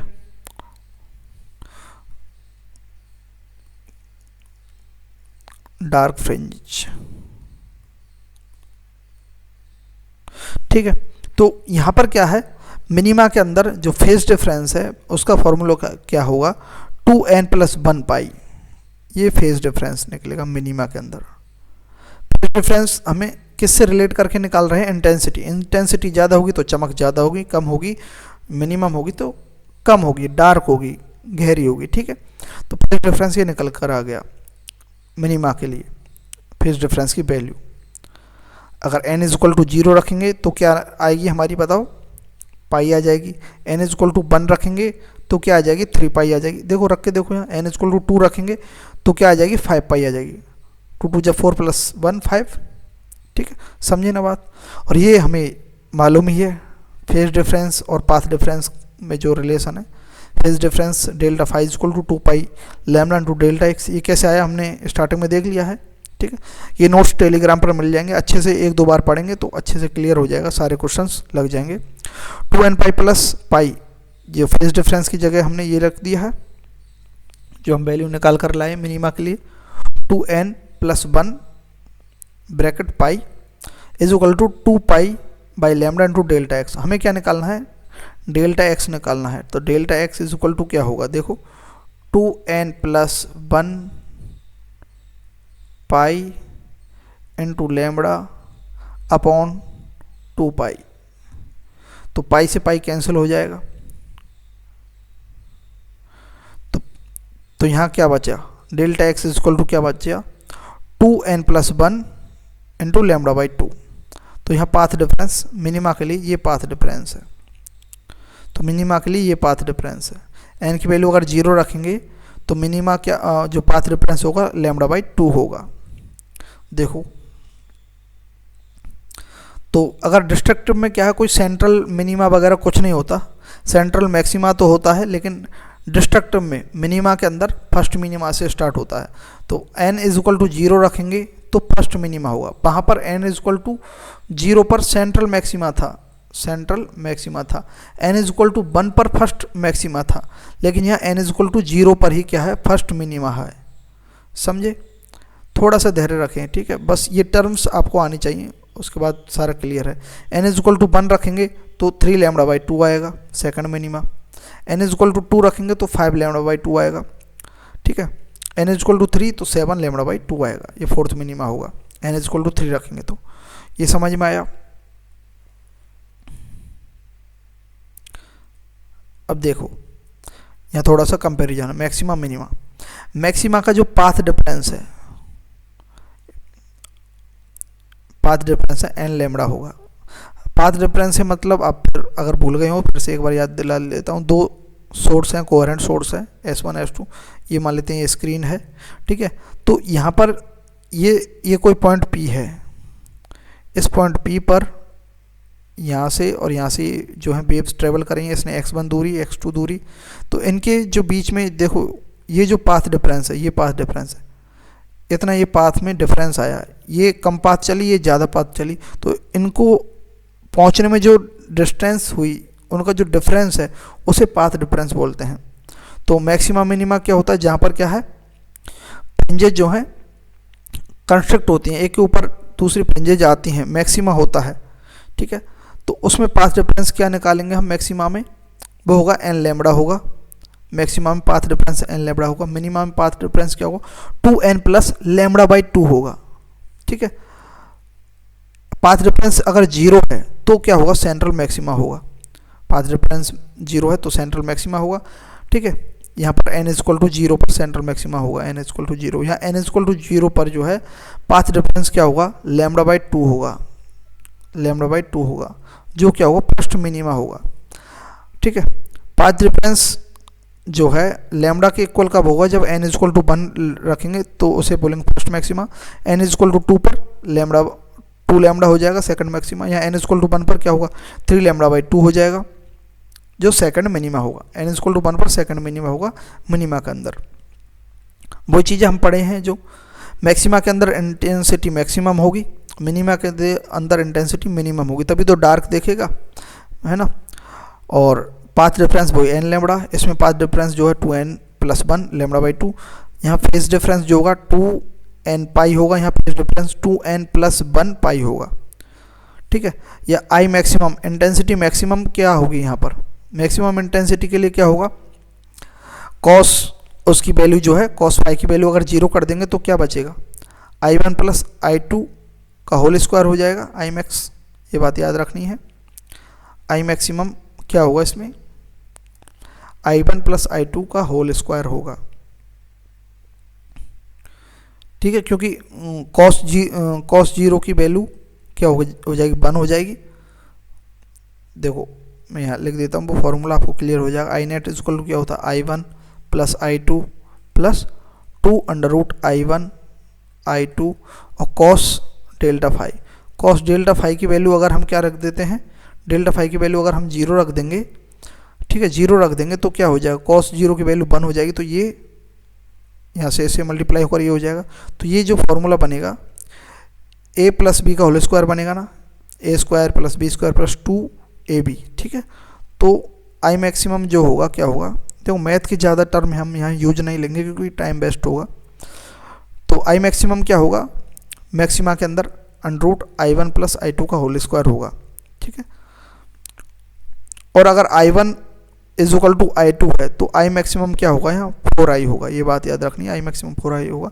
मिनिमम के अंदर क्योंकि वो 180 रखेंगे, अगर cos 180 रखेंगे, डेल्टा फाई की वैल्यू 180 या फिर पाई रखते हैं तो क्या होगा, मिनिमम होगा, मिनिमा आएगा तो वह क्या होगा, √I1 - √I2 का होल स्क्वायर होगा। अगर I1 I2 इक्वल हो जाएंगे, ये इक्वल हो जाएंगे दोनों, तो ये आपस में कैंसिल आउट होकर के 0 हो जाएगा। तो मिनिमा जो होगा अगर I1 I2 होगा तो 0 होगा, ठीक है। समझिए आप ये बात। ये वो ये पॉइंट सोर्स है, इस प्रकार से निकल के आती है, लाइन सोर्स से इस प्रकार से निकलती है लाइट रेस, वो बनता है। अब आते हैं YDAC, Young's double slit experiment. ये इंपॉर्टेंट है, जो अभी तक हम देखा था हमने इंटरफेरेंस वगैरह, उसका इसी में यूज है। तो देखो इसमें होता क्या है, वही हम कोहेरेंट सोर्स हमने कैसे बनाए, वो शायद मैं वहाँ पर एक्सप्लेन करना भूल गया। कोहेरेंट सोर्स बनाने के लिए क्या होता है, जैसे कोई भी एक सोर्स होता है, कोई एक सोर्स है, ठीक है, उसके आगे हम क्या लगा देते हैं, कोई भी एक कार्डबोर्ड या कुछ भी। उस कार्डबोर्ड में क्या है, 2 पतले पतले से कट लगा देते हैं, चीरा या कट कुछ भी लगा देते हैं। फिर उनसे जो लाइट रेज निकल कर आएंगी वो कोहेरेंट होंगी, यानी सेम फ्रिक्वेंसी, सेम वेवलेंथ की होंगी। इंटेंसिटी तो कम ज़्यादा हो सकती है, ठीक है, क्योंकि किसी कट को हम ज़्यादा बड़ा कर देते हैं, किसी को छोटा, तो इंटेंसिटी कम ज़्यादा हो सकती है। तो ये वैसे ये नोट्स मैंने क्या है AI से बनवाए हैं, मेरे पास इतना टाइम नहीं है कि मैं नोट्स भी बनाऊं और लेक्चर्स भी लूँ, इस कारण से थोड़ा बहुत उसमें हो जाता है। ये कार्डबोर्ड है ना, ये इस प्रकार से इसमें 2 स्ट्रिप्ट हैं, ये पूरा कार्डबोर्ड था, इसमें आधा बना दिया, तो ये मान लो इस प्रकार से 2 स्ट्रिप्ट हैं। ये कोई सोर्स S है, इससे क्या है, ये लाइट आ रही है। अब जैसे ये दोनों सोर्स जो है इनके बीच की दूरी D है, इससे होकर के गुजरेंगे तो ये दोनों जो है पॉइंट सोर्स की तरह वर्क करेंगे, दोनों S1 S2। तो ये दोनों की जो फ्रिक्वेंसी है वह सेम होगी S1 S2 की। तो इस प्रकार से ये जो है, जहाँ पर ये जो है कंस्ट्रक्ट हो रही हैं, वहाँ पर क्या बनाएंगे, मैक्सिमा बनाएंगे, और जहाँ पर ये क्या है कंस्ट्रक्टिव नहीं हो रही, डिस्ट्रक्टिव हो रही है, एक दूसरे को काट रही हैं आपस में, वहाँ क्या बनाएंगे, मिनिमा बनाएंगे, ठीक है। तो ऐसा ही ऊपर बन जाएगा, ये आधा हाफ बनाया है, इसके ऊपर पहले फर्स्ट मिनिमा, फिर फर्स्ट मैक्सिमा, फिर सेकंड मिनिमा, सेकंड मैक्सिमा, ऐसे बनेगा। ये सेंट्रल मैक्सिमा बीच में,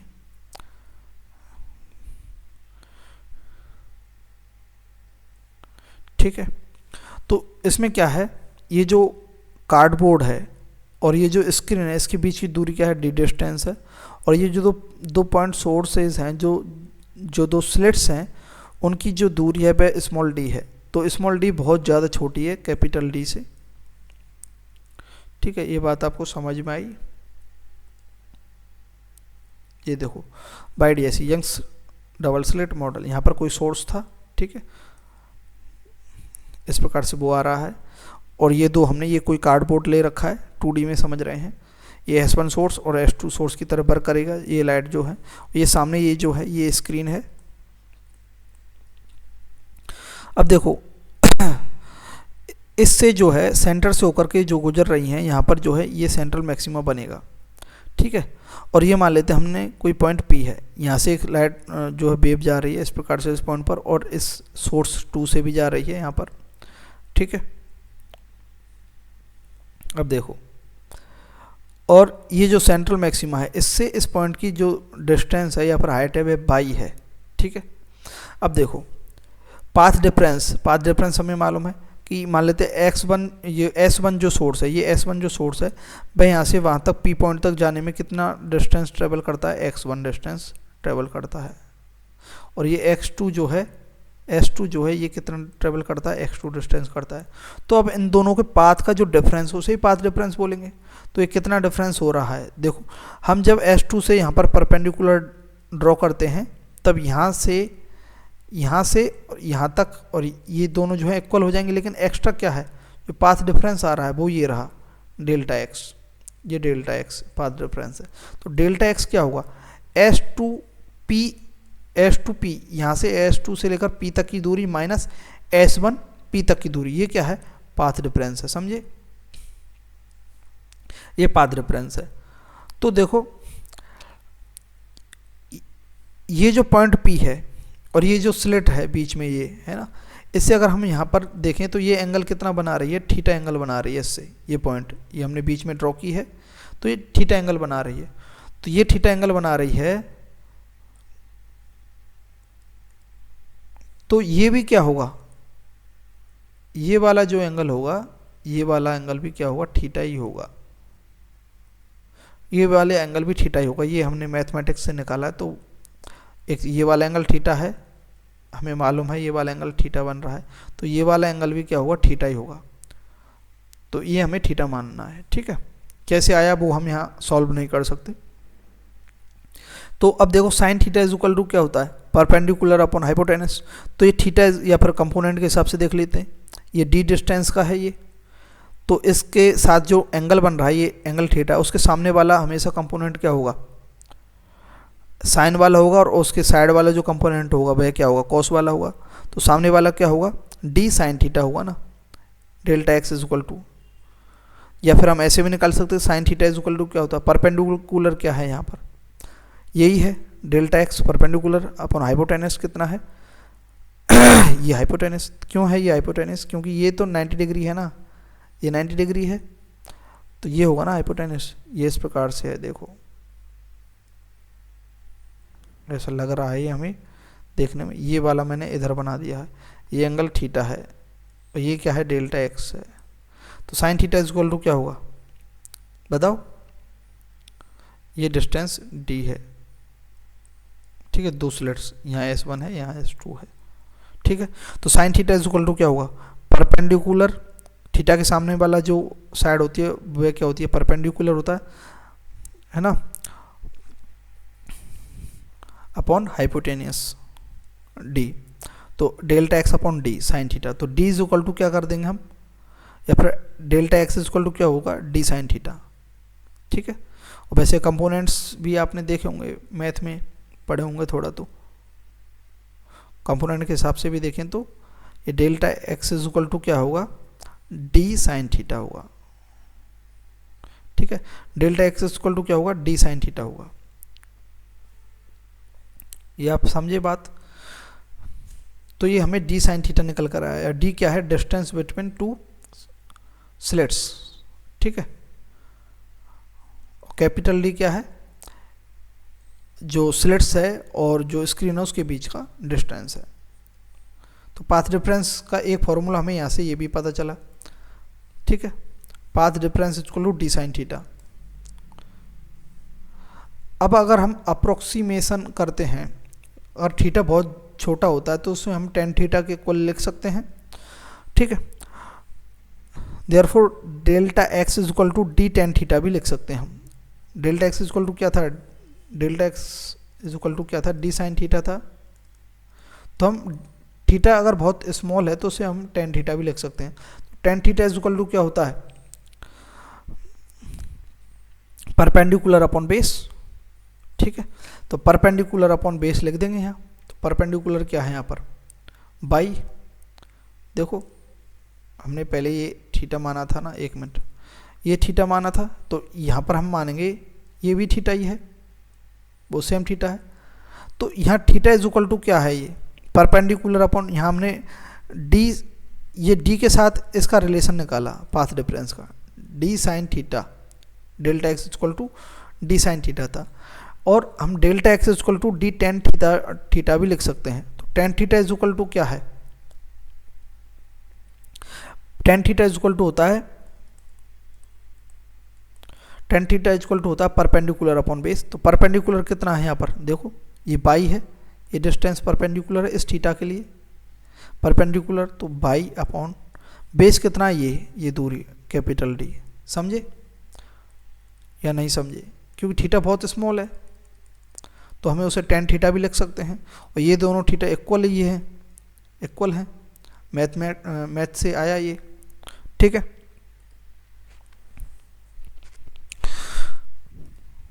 तो उसके हिसाब से क्या है, tan theta is equal to y upon d और बाई अपॉन डी, ठीक है। तो delta x is equal to क्या है, डी साइन थीटा, या फिर delta x is equal to d tan theta. कब? जब theta is very small, theta very small है तो delta x equal to d tan theta equal to क्या है, बाई अपॉन कैपिटल डी। तो phase difference क्या आ गया, फेज डिफरेंस क्या आ गया, delta x equal to by d upon capital D. तो ये बात भी याद रखनी है। समझे ये कैसे आया? तो हमने देखा था phase difference delta phi is equal to क्या था, 2 pi lambda into delta x, ये देख लिया है। डेल्टा एक्स हमने क्या देख लिया है, इस by d upon capital D देख लिया है, ठीक है। और डेल्टा एक्स हमने क्या देख लिया है, एन लैम्डा, और ये तो मैक्सिमा के लिए है, और डेल्टा एक्स और हमने क्या देख लिया है, 2n+1 लैम्डा बाई 2। देखा या नहीं? देखो एक मिनट,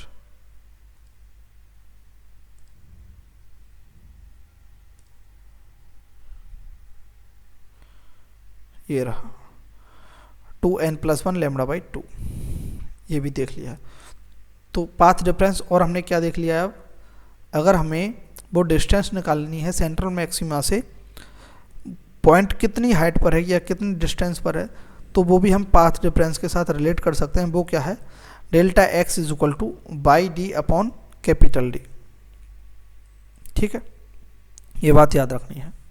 सेंट्रल मैक्सिमा पे हमेशा डेल्टा एक्स जो पाथ डिफरेंस है 0 रहेगा, ठीक है। तो सेंट्रल मैक्सिमा का जो पाथ डिफरेंस है वह किसी पर भी डिपेंड नहीं करता, ना लैम्डा पर ना किसी पर, ठीक है। और बाकी का जो मैक्सिमा है उनका तो करता है ना, ठीक है, 2n लैम्डा पर, तो लैम्डा पर डिपेंड करेगा, फर्स्ट मैक्सिमा का, सेकंड मैक्सिमा का, सबका। लेकिन ये जो है सेंट्रल मैक्सिमा का लैम्डा पर डिपेंड नहीं करेगा, कोई सी भी वेवलेंथ हो।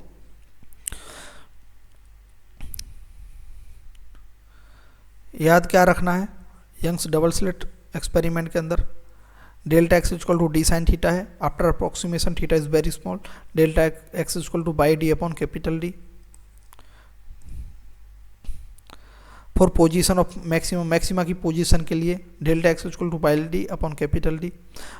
अब देखो ये हमने पढ़ रखा है, अभी अभी पढ़ा है, ठीक है, कैसे आया है रिलेशन पाथ डिफरेंस का, ठीक है भाई।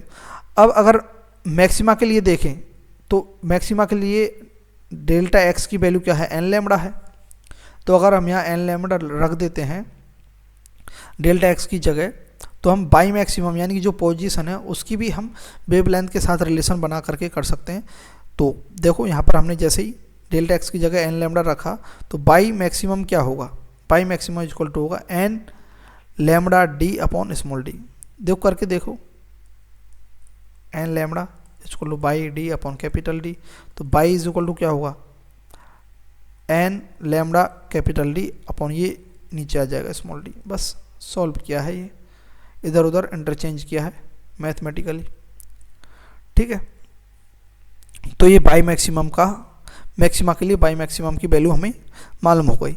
ये आपस में अगर रिलेशन हमें याद है तो सेंट्रल मैक्सिमा के लिए एन इज इक्वल टू 0 होगा, तो बाई इज इक्वल टू भी 0 ही होगा, क्योंकि हम एक्चुअली में सेंट्रल मैक्सिमा से ही तो जो पोजीशन है उनकी दूरी जो है मेजर करते हैं। तो सेंट्रल मैक्सिमा जो है बाई पर तो क्या होगा, 0 ही होगा। सेंट्रल मैक्सिमा के लिए बाई यानी कि पोजीशन की वैल्यू 0, ठीक है, और पाथ डिफरेंस भी 0।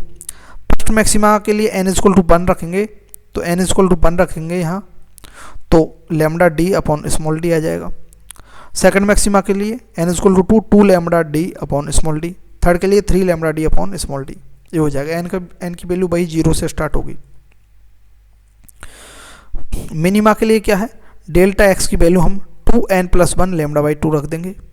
तो लैम्बडा बाई 2 हम जैसे ही इसकी वैल्यू यहाँ पर रखेंगे तो y इज इक्वल टू क्या होगा, 2n plus lambda d upon में स्मॉल 2d। ये जस्ट इसी को हमने सॉल्व करके ही आया है मैथमेटिकली, ठीक है। तो बाई मिनिमम क्या होगा, मिनिमा के लिए जो पोजीशन होगी सेंट्रल मैक्सिमा से वो क्या होगी, 2n+1 lambda capital D upon small D.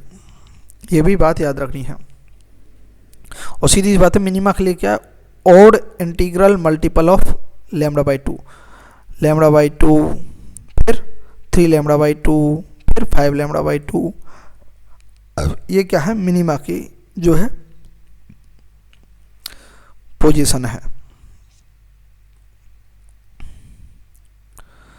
Position of minima n start at 0 होगी तो lambda d upon 2d।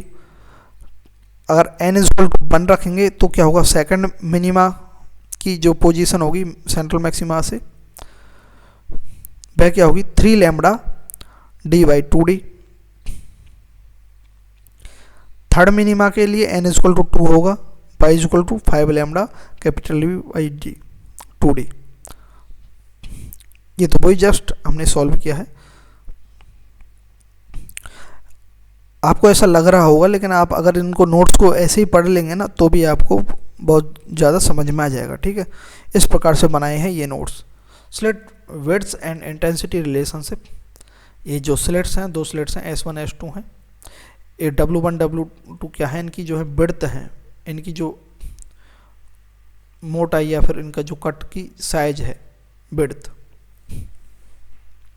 Slit width है ना।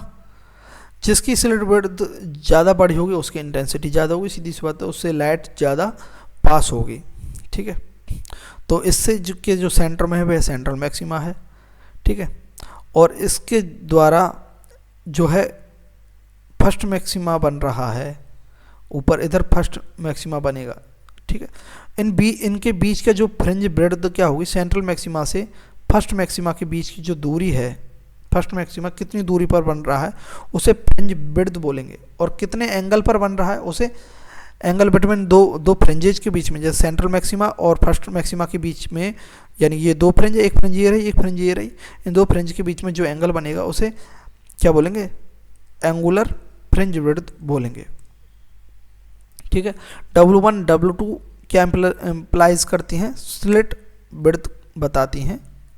W1 W2 का मतलब स्लिट ब्रेड्थ।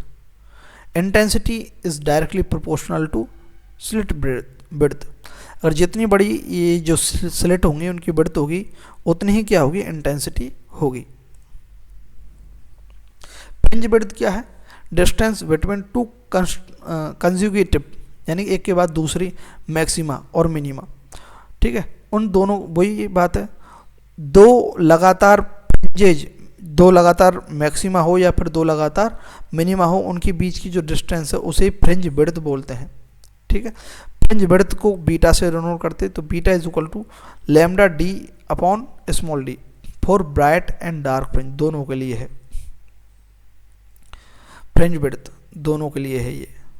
ये कैसे निकल कर आई, ये आप ऐसे निकाल सकते हैं कि यहाँ से जो है सेंट्रल मैक्सिमा से फर्स्ट मैक्सिमा की जो पोजीशन है वो निकाल लेंगे बाई, ठीक है। और इस पोजीशन में से सेंट्रल मैक्सिमा की जो बाई की वैल्यू है उससे माइनस कर देंगे तो वो निकल कर आ जाएगी। देखो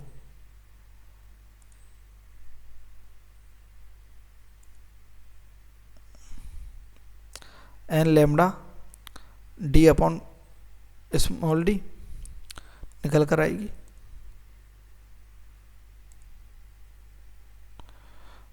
तो यहाँ n lambda d upon small D, ठीक है। तो फ्रिंज ब्रेड्थ जो है किसी की भी मैक्सिमा या मिनिमा दोनों को निकालेंगे तो उसकी जो अगर हम माइनस करेंगे ना आपस में तो यही निकल कर आएगी। ये कैसे निकाली, देखो जैसे ये स्क्रीन है, यहाँ पर हम क्या मानते हैं, सेंट्रल मैक्सिमा है ना। सेंट्रल मैक्सिमा के लिए y इज इक्वल टू क्या होगा, 0। तो फर्स्ट मैक्सिमा के लिए बाई इज इक्वल टू क्या होगा, y maxima is equal to क्या होगा, n lambda d upon small d होता है, एन की वैल्यू 1 रखेंगे। तो इसमें से फर्स्ट मैक्सिमा में से सेंट्रल मैक्सिमा की जो है बाई घटा देंगे, यानी डिस्टेंस घटा देंगे, तो ये हमें निकल कर आ जाएगी ना फ्रिंज विड्थ।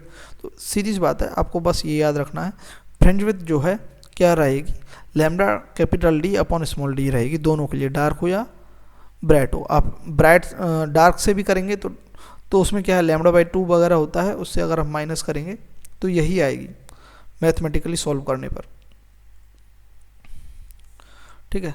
और एंगुलर फ्रिंज क्या होगी, वह क्या होगी, लैम्डा बाई डी होगा।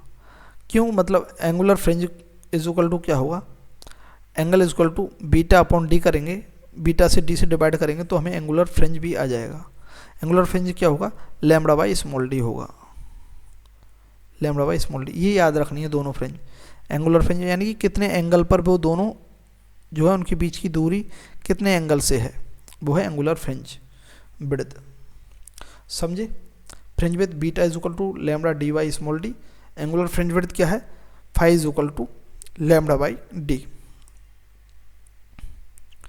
और इंटेंसिटी किसके डायरेक्टली प्रोपोर्शनल है, जो स्लिट विड्थ है उसके, और इंटेंसिटी डायरेक्टली प्रोपोर्शनल है एम्पलीट्यूड के स्क्वायर के।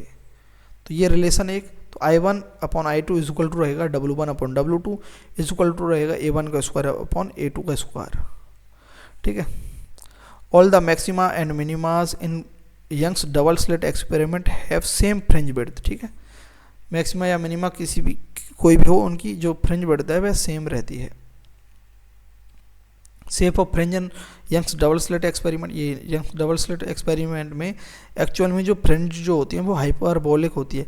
मैक्सिमा की थोड़े, सेंट्रल मैक्सिमा की थोड़ी सीधी होती है, ये सेंट्रल मैक्सिमा है यहाँ, ठीक है, ऐसे ही लिखा हुआ, ठीक है। तो ये ऐसे हाइपरबोलिक होती है थोड़ी सी, बिल्कुल सीधी नहीं होती है, ऐसे बिल्कुल सीधी हम पढ़ते हैं, बिल्कुल सीधी नहीं होती, हाइपरबोलिक होती है, ठीक है, ऐसे।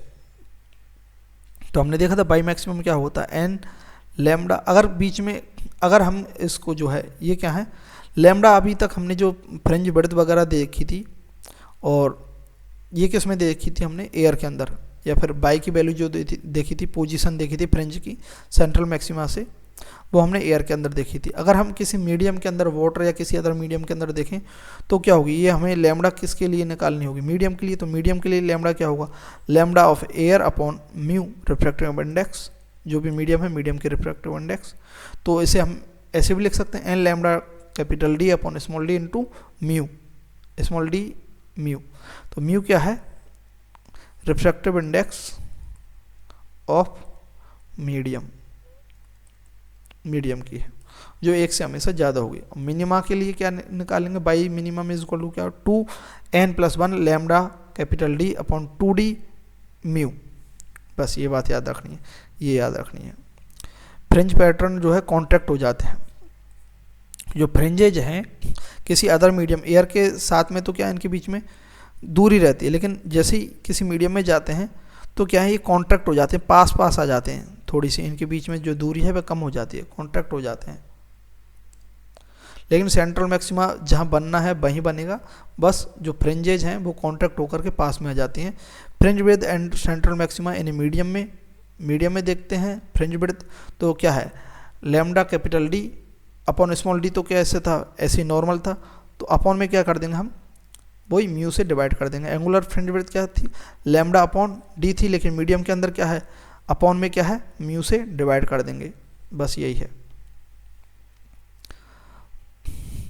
Will there be any change in position of central maxima if whole setup is put in the another medium? No. Central maxima की जो पोजीशन है कभी भी चेंज नहीं होगी, क्योंकि उसका पाथ डिफरेंस हमेशा 0 रहेगा। सेंट्रल मैक्सिमा वही रहेगी, बस first maxima first minima, second maxima second minima, वो कॉन्ट्रैक्ट होकर के पास पास आ जाएंगे। टाइप्स ऑफ लाइट, अभी तक हमने मोनोक्रोमेटिक लाइट में देखा था, यानी कि एक प्रकार की ही जो लाइट है तो उसकी वेवलेंथ एक ही होगी। बाइक्रोमेटिक लेंगे लाइट, जैसे वॉयलेट या रेड, दो बाइक्रोमेटिक है, तो उसमें जो लैम्डा है वेवलेंथ तो अलग अलग होगी। जैसे रेड जो लाइट है उसकी जो है, जैसे वेब की ओर है, इधर जाने पर क्या है, वेवलेंथ क्या है, बढ़ती है, तो रेड की क्या है, मैक्सिमम होती है, वॉयलेट की क्या है, मिनिमम होती है। तो लैम्बडा बढ़ेगा, सीधी सी बात है, तो उसका जो फ्रिंज बनेगा वो दूर बनेगा स्क्रीन पर। जैसे ये स्क्रीन है, यहाँ से जो है बाइक्रोमेटिक लाइट जा रही है, ठीक है, तो पहले क्या बनेगा, वॉयलेट बनेगा, फिर क्या बनेगा, रेड बनेगा, पहले वॉयलेट फिर रेड, क्योंकि लैम्बडा जिसका बड़ा होगा तो उसकी दूर तक जाएगी ना वेवलेंथ, समझे। तो ऐसे बनेगा इसमें बाइक्रोमेटिक वॉयलेट एंड रेड है। तो जैसे सेंट्रल मैक्सिमा पर तो क्या है, दोनों ही आ जाएंगे एक साथ, क्योंकि उसका पाथ डिफरेंस तो जीरो ही होता है। अब मान लेते हैं यहाँ कोई पी पॉइंट है, यहाँ मैक्सिमा बनेगा, फर्स्ट मैक्सिमा। तो फर्स्ट मैक्सिमा किसका बनेगा, वॉयलेट का बनेगा यहाँ पर। फिर यहाँ पर फर्स्ट मिनिमा बनेगा, एक मिनट, यहाँ पर फर्स्ट मिनिमा बनेगा किसका, वॉयलेट का ही। फिर यहाँ पर फर्स्ट मैक्सिमा बनेगा रेड का, और यहाँ पर फर्स्ट मिनिमा बनेगा रेड का, समझे। तो ऐसे ये जो है एक दूसरे से दूर दूर बनेंगे, समझ रहे हैं आप बात, ठीक है। ऐसे यहाँ पर क्या, फर्स्ट मिनिमा बनेगा वॉयलेट का, और फिर फर्स्ट मैक्सिमा बनेगा वॉयलेट का, फिर फर्स्ट मिनिमा बनेगा रेड का, और फर्स्ट मैक्सिमा बनेगा रेड का, फिर सेकंड मिनिमा बनेगा वॉयलेट का, सेकंड मैक्सिमा बनेगा वॉयलेट का, सेकंड मिनिमा बनेगा रेड का, सेकंड मैक्सिमा बनेगा रेड का, समझे। पहले मिनिमा बनता है फिर मैक्सिमा बनता है, समझे। इस प्रकार से बनेंगे वो। तो एक कोई ना कोई पोजीशन आएगी। वैसे तो ये आपस में जो है सुपर इम्पोज नहीं कर रहे हैं रेड और वॉयलेट, लेकिन एक कोई ऐसी पोजीशन आ जाए कि मान लेते हैं वॉयलेट का 27th मैक्सिमा हो गया और रेड का 16th मैक्सिमा हो गया, ये आपस में सुपर इम्पोज कर जाएं, क्या पता, कर सकते हैं। तो देखते हैं कैसे। Position of mth maxima of red, mth कोई भी mth मैक्सिमा है, और position of nth maxima of violet, ये दोनों आपस में सुपर इम्पोज कर दे जाते हैं उसी टाइम पर, ठीक है। तब क्या होगा, mth, तो ये पोजीशन क्या होगी, m, देखो बाई इज इक्वल टू क्या था, n lambda d upon small d, यहाँ mth वही, तो m n1 लैम्बडा किसकी है, लैम्बडा 1 किसकी है, वॉयलेट की है, तो m lambda 1 d upon small d is equal to हो सकता है किसी भी पोजीशन पर हो सकता है, वो हमें मालूम नहीं है, n lambda 2 capital D upon small d, ये जो है हमें याद रखना है, ठीक है। मान लेते 27th है ना, वो अगर होता है तो लैम्बडा 1 अपॉन लैम्बडा 2 का जो रेशो आएगा 16 अपॉन 27 आ जाएगा, ठीक है। ये जस्ट माना है। एनालाइज वाइट लाइट इंटरफेरेंस, इसको देखेंगे तो देखो सेंट्रल मैक्सिमा पर तो वाइट ही आएगी, लेकिन जैसे जैसे ऊपर हम इधर जाएंगे तो पहले जो जिसकी कम वेवलेंथ है, वॉयलेट, इंडिगो, ब्लू, ठीक है, ग्रीन, ऐसे फिर येलो, फिर ऑरेंज, रेड, इस प्रकार से जो है क्या है फ्रिंजेज बनेंगे या फिर मैक्सिमा बनेंगे। और इन्हीं के मिनिमा है, यहाँ पर देखो ये ब्लैक ब्लैक दिख रहे हैं ना, इन्हीं कलर्स के मिनिमा हैं, ये मिनिमा है, इन्हीं के द्वारा बने हुए मिनिमा है जो डार्क बनते हैं। तो इस प्रकार से वाइट लाइट के बनते हैं। अब आते हैं डिफ्रैक्शन। डिफ्रैक्शन बहुत ही छोटा है, अभी करते हैं, 1 मिनट का ब्रेक ले लेता हूं मैं। हाँ, तो डिफ्रैक्शन देखते हैं। डिफ्रैक्शन क्या है, diffraction of light is defined as the bending of light. Light की क्या हो जाती है, बेंडिंग हो जाती है around corners such that it spread outs and illuminates areas where shadow is expected. मतलब जैसे कि कोई भी ऑब्जेक्ट है, कुछ भी है ना, उससे जब लाइट टकराती है तो क्या होती है भाई, टकराने के बाद बेंड हो जाती है, और बेंड होने के बाद वह स्प्रेड हो जाती है, कॉर्नर से बेंड होती है ना, और इल्यूमिनेट होती है, और कहाँ तक पहुँच जाती है, जहाँ पर जहाँ पर हमें एक्सपेक्ट की थी कि हाँ तो क्या बनेगी, छाया बनेगी, शैडो बनेगी, वहाँ पर भी वह पहुँच जाती है, उसे क्या बोलते हैं, डिफ्रैक्शन बोलते हैं। वो देखते हैं, अभी समझ में आ जाएगा। कंडीशन फॉर डिफ्रैक्शन के लिए क्या कंडीशन होनी चाहिए कि जो वेवलेंथ है वह अपर्चर के ही, यानी कि जो ऑब्जेक्ट की जो डायमेंशन है या अपर्चर है उसी के इक्वल हो लगभग लगभग, ठीक है। वेवलेंथ ऑफ लाइट अपर्चर के इक्वल हो, तब क्या होगा, डिफ्रैक्शन होगा। टाइप्स ऑफ डिफ्रैक्शन, एक फ्रैक्शनल डिफ्रैक्शन होता है। इसमें क्या होता है, if the source of light and the screen are at final distance, ये लाइट का सोर्स है, ठीक है, फ्रॉम द ऑब्स्टेकल, ये ऑब्स्टेकल है जहाँ से, यानी कि ये एक प्रकार से एक क्या है, स्लिट है, उससे जो सोर्स की डिस्टेंस है और स्क्रीन की डिस्टेंस है वह फाइनाइट हो, यानी कि निश्चित हो, एक निश्चित दूरी पर हो, तो इस प्रकार के जो डिफ्रैक्शन है उसे फ्रैक्शनल डिफ्रैक्शन बोलते हैं, ठीक है। तो इस प्रकार के जो डिफ्रैक्शन है उसे क्या बोलते हैं, फ्रैक्शनल डिफ्रैक्शन बोलते हैं, जो कि हमारे सिलेबस में ये वाला है ही नहीं। दूसरा है फ्राउनहोफर डिफ्रैक्शन,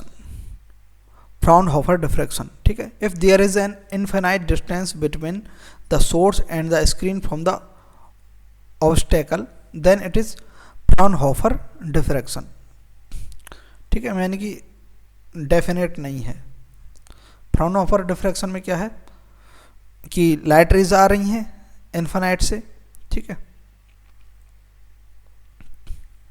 तो इनके बीच का जो ये जो सोर्स है, सोर्स और इनके बीच की जो डिस्टेंस है वह क्या है, इनफाइनाइट है।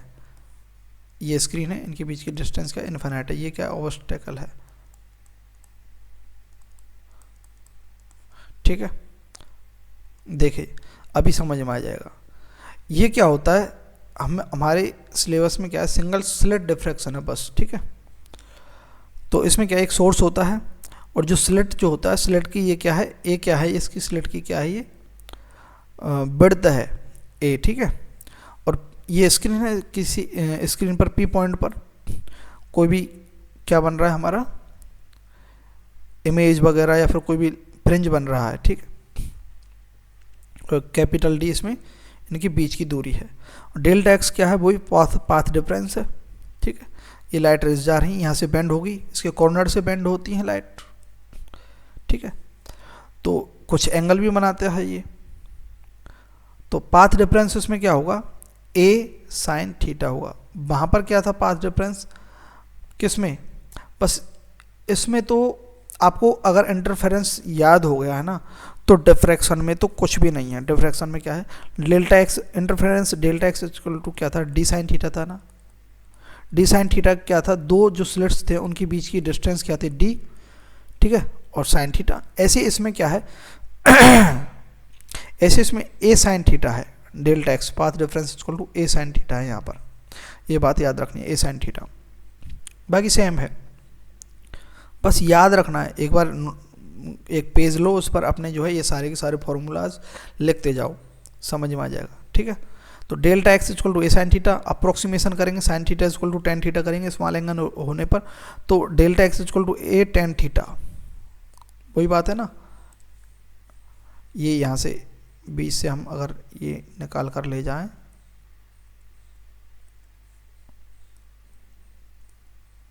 तो ये जो है ये एंगल, ये थीटा बन रहा है ना, ठीक है, ये थीटा बन रहा है और ये भी थीटा है।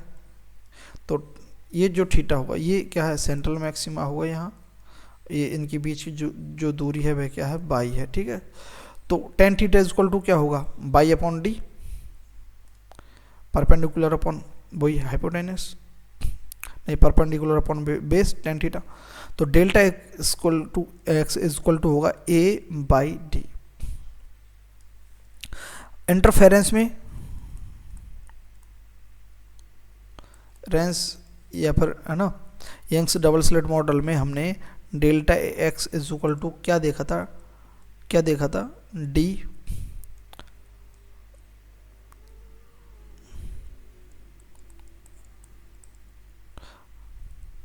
ये देखा था ना, एक मिनट देखो,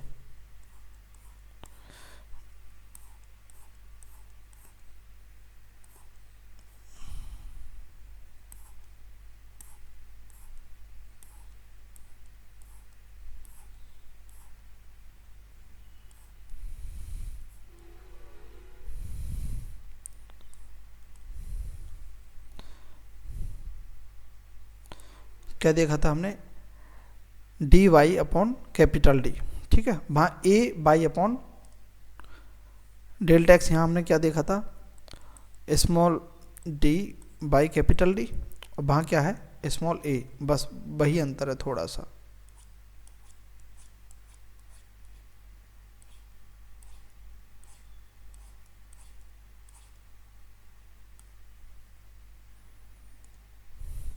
इंटरफेरेंस में हमने क्या देखा था, delta x is equal to d small d Y upon capital D देखा था, ठीक है। तो यहाँ क्या है small y small a by capital D, तो delta x is equal to क्या है ए वाई कैपिटल डी, ये बात याद रखनी है पाथ डिफरेंस किसमें, डिफ्रैक्शन के अंदर, ये बात याद है। इंटरफेरेंस अगर याद है तो ये जो है आपको बिल्कुल याद हो जाएगा।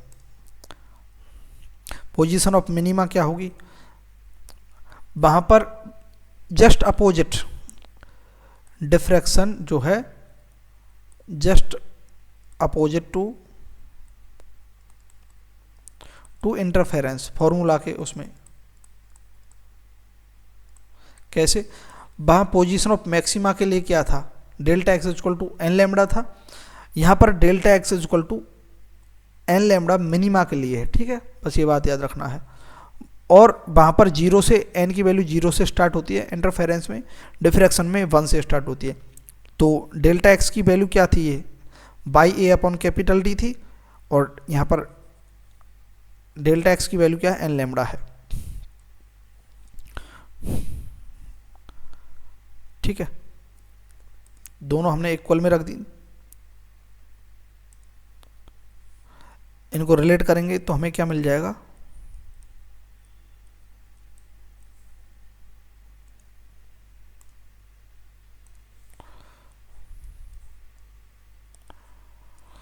तो बाई मिनिमम क्या मिलेगा हमें n lambda d upon a, और इंटरफेरेंस में क्या था by maximum is equal to क्या था n lambda capital D upon small d, ये था। जस्ट उसके अपोजिट है, ये मैक्सिमम में, यहाँ मिनिमम में है, बस वो अगर हमें याद है इंटरफेरेंस तो ये भी याद हो जाएगा, ठीक है। पोजीशन ऑफ मिनिमा फर्स्ट के लिए n इज इक्वल टू 1 रख देंगे, तो by d lambda d upon a, 2 के लिए 2 लैम्बडा डी अपॉन ए, 3 के लिए ये मिनिमा है यहाँ, ये बात याद रखना है। और ये यही फॉर्मूलाज हैं मैक्सिमा के लिए इंटरफेरेंस में, 3 लैम्बडा डी ए, वहाँ एक ही जगह डी है। एंगुलर पोजीशन में क्या है, डी से डिवाइड कर देंगे तो एंगुलर पोजीशन आ जाएगी, तो ये एंगुलर पोजीशन है, डी से डिवाइड करेंगे इसको तो डी से डी कैंसिल, तो एन लैम्बडा अपॉन ए, ये एंगुलर पोजीशन है। और मैक्सिमा के लिए वही जो वहाँ पर मिनिमा के लिए था, 2n+1 lambda by 2 delta x की वैल्यू वहाँ पर मिनिमा के लिए थी, या मैक्सिमा, तो बाई मैक्सिमा क्या होगा 2n+1 lambda d upon 2a, वहाँ 2d थी, 2d था तो यहाँ 2d है, ठीक है, बाई मैक्सिमा, ठीक है। तो डिफ्रैक्शन में क्या है, ब्रेड्थ ऑफ सेंट्रल मैक्सिमा की जो ब्रेड्थ है, ठीक है, ब्रेड्थ जो है वह सबसे ज़्यादा होगी 2 लैम्बडा डी अपॉन ए।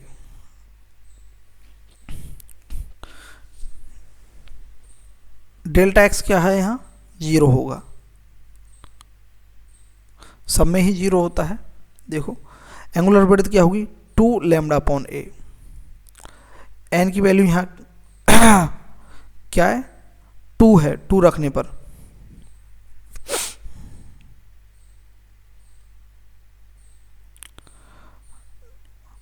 पाथ डिफरेंस के लिए 2 pi upon lambda into delta x वही है।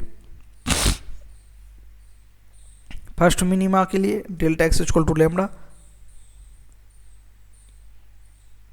Position of minima n lambda ही होगा, सेम उसी की तरह है, इंटरफेरेंस की तरह ही, ठीक है। डेल्टा एक्स को हम ऐसे भी लिख सकते हैं by upon capital D equal to n lambda, by minimum को हम n lambda capital D upon a लिख सकते हैं, एन की वैल्यू 1 से स्टार्ट होगी, एंगुलर पोजीशन में एन लैम्बडा अपॉन ए, ये दोनों फॉर्मूला हैं, अभी देख चुके हैं हमें दोबारा आ गई है। पोजीशन ऑफ फर्स्ट मिनिमा के लिए n इज 1, n की वैल्यू 1 रखेंगे, तो फर्स्ट मिनिमा के लिए n लैम्डा अपॉन n की वैल्यू 1 रखेंगे तो लैम्डा d अपॉन ए आ जाएगा। पोजीशन ऑफ सेकंड मिनिमा के लिए 2 लैम्डा d अपॉन ए आ जाएगा। सेकंड मिनिमा सॉरी है ना, मिनिमा की वैल्यू है।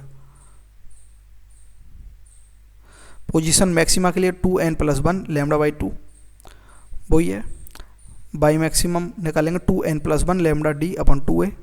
एंगुलर पोजीशन के लिए n की वैल्यू यहाँ का क्या रखेंगे 2n + 1 lambda upon 2a। Angular position for maxima के लिए, एंगुलर पोजीशन मिनिमा के लिए क्या था n लैम्डा अपॉन a। ठीक है, ये फॉर्मूलाज याद रखने हैं। Position of first maxima n is equal to 1 रखेंगे तो क्या होगा, मैक्सिमा के लिए 2n + 1 lambda d upon 2a था। n की वैल्यू 1 रखेंगे, 2 1 2 + 1 3 लैम्डा d अपॉन 2a हो जाएगा। सेकंड के लिए 5 लैम्डा, तो ये याद रखना है। फर्स्ट मैक्सिमा के लिए यहाँ क्या है 3 लैम्डा d अपॉन 2a। यहाँ 0 से स्टार्ट नहीं होता है डिफ्रैक्शन। फर्स्ट मैक्सिमा के लिए n इज इक्वल टू 1 ही होगा। वहाँ पर फर्स्ट मैक्सिमा के लिए n इज इक्वल टू 0 था। डेल्टा x 0 है यहाँ सेंट्रल मैक्सिमा पर। ये फर्स्ट मिनिमम है, ये फर्स्ट मैक्सिमा, ऐसे कम होते जाएंगे। ठीक है, इसमें डिफ्रैक्शन में दूर जाते जाएंगे। तो central maxima, fringe width of central maxima क्या होगी 2 लैम्डा d अपॉन a होगा, ये याद रखनी है। Angular fringe width of central maxima के लिए 2 लैम्डा अपॉन a होगा, ये दोनों याद रखनी है। मैक्सिमा के लिए जो फ्रिंज विड्थ है सेंट्रल के 2 लैम्डा d अपॉन a, और एंगुलर जो होगी वह लैम्डा 2 लैम्डा अपॉन a होगा। Central maxima has the highest intensity of all remaining maxima. ठीक है, बाकी के सारे मैक्सिमा धीरे धीरे कम होते जाते हैं। Fringe width of all maximas and minimas are different होती हैं, यहाँ पर सबकी अलग अलग होती है। किसमें, डिफ्रैक्शन में। फर्स्ट मैक्सिमा को यहाँ पर क्या बोलेंगे first secondary maxima, second maxima को second secondary maxima, third maxima को थर्ड सेकेंडरी मैक्सिमा। तो सबको क्या सेकेंडरी मैक्सिमा बोलेंगे सेंट्रल मैक्सिमा को छोड़कर। जो फर्स्ट मैक्सिमा होगा उसे फर्स्ट सेकेंडरी मैक्सिमा बोलेंगे।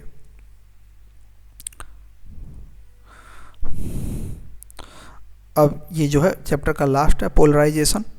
उसमें क्या होता है अनपोलराइज्ड लाइट जो होती है उसे हम क्या करते हैं पोलराइज करते हैं। ठीक है, जैसे ये कोई भी लाइट है, लाइट सोर्स है, ये लाइट रेज इस डायरेक्शन में जा रही है, तो इसकी जो इलेक्ट्रोमैग्नेटिक वेव्स हैं, इलेक्ट्रोमैग्नेटिक जो फ्रेगमेंट्स हैं वो इस प्रकार से सारी डायरेक्शन में जो है क्या करते हैं मूवमेंट करते हैं, इस प्रकार से वाइब्रेट करते हैं। ये जो वेव है इस प्रकार से आगे प्रोपेगेट हो रही है। तो ये क्या है अनपोलराइज्ड है, इसे पोलराइज कर देते हैं। पोलराइज मतलब इसके सारे के सारे जितने भी जो हैं प्रोपेगेट कर रहे हैं, जितने भी प्लेन्स में उनको काट करके एक ही प्लेन में प्रोपेगेट करने लग जाती है ये। ठीक है, इसे बोलते हैं पोलराइज लाइट, उस प्रोसेस को पोलराइजेशन बोलेंगे। अनपोलराइज्ड लाइट क्या है, it is the ordinary light vibrating in all direction in the plane perpendicular to the direction of propagation. It is represented by the symbol given below. तो ये रही ऐसे, ये सिंबल है, इस प्रकार का सिंबल है, देखो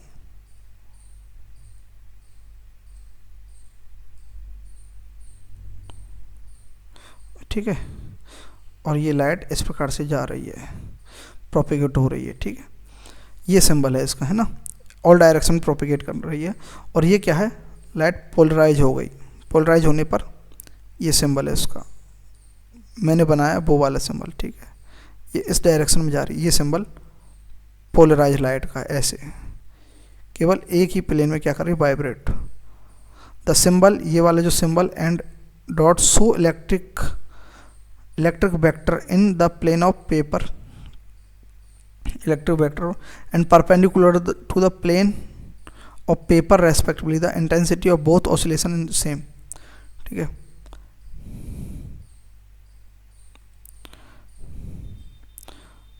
अनपोलराइज लाइट है। इस प्रकार से अगर इसके बीच में क्या है पोलराइजर लगा देंगे, ये पोलराइजर है, मैंने कि इसमें एक कट है एक प्रकार से, तो ये और सारे जो हैं ये सारे कैंसिल आउट हो जाएंगे, इससे पास नहीं होंगे, केवल ये वाला ही पास होगा। तो ये वाला पास होगा, ये पोलराइज लाइट होकर के बन जाएगी। ठीक है, ये वाला क्या है, पोलराइजर है। ठीक है, डेफिनेशन क्या, plane of vibration, the plane containing the vibration, जिस प्लेन में वाइब्रेशन हो रहे हैं उसे प्लेन ऑफ वाइब्रेशन बोलेंगे। जैसे देखो ये जो प्लेन है, यहाँ पोलराइजर लगा है तो ये ऐसे वाइब्रेट करके निकल रही हैं, तो ये जो प्लेन है इसे प्लेन ऑफ क्या बोलेंगे, वाइब्रेशन भी बोलेंगे, जिस प्लेन में वाइब्रेशन हो रही है। Plane of polarization, the plane perpendicular to the plane of vibration, plane of vibration के जो परपेंडिकुलर है उसे प्लेन ऑफ पोलराइजेशन बोलेंगे। तो या फिर ऐसे भी बोल सकते हैं, जो पोलराइजर है, ये पोलराइजर है, इस पोलराइजर के जो परपेंडिकुलर है, ये नीचे वाले जो ये साइन कलर से दिखा रखा है ना, ब्लू ब्लू सा जो कलर है, ये क्या है, प्लेन ऑफ पोलराइजेशन है, प्लेन ऑफ पोलराइजेशन है। और ये जो प्लेन है ये वाला, ये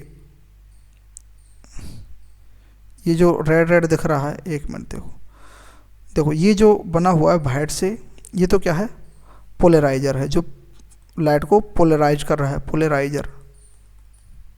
ठीक है, और ये जो पोलराइजर है ये इसका प्लेन ये है।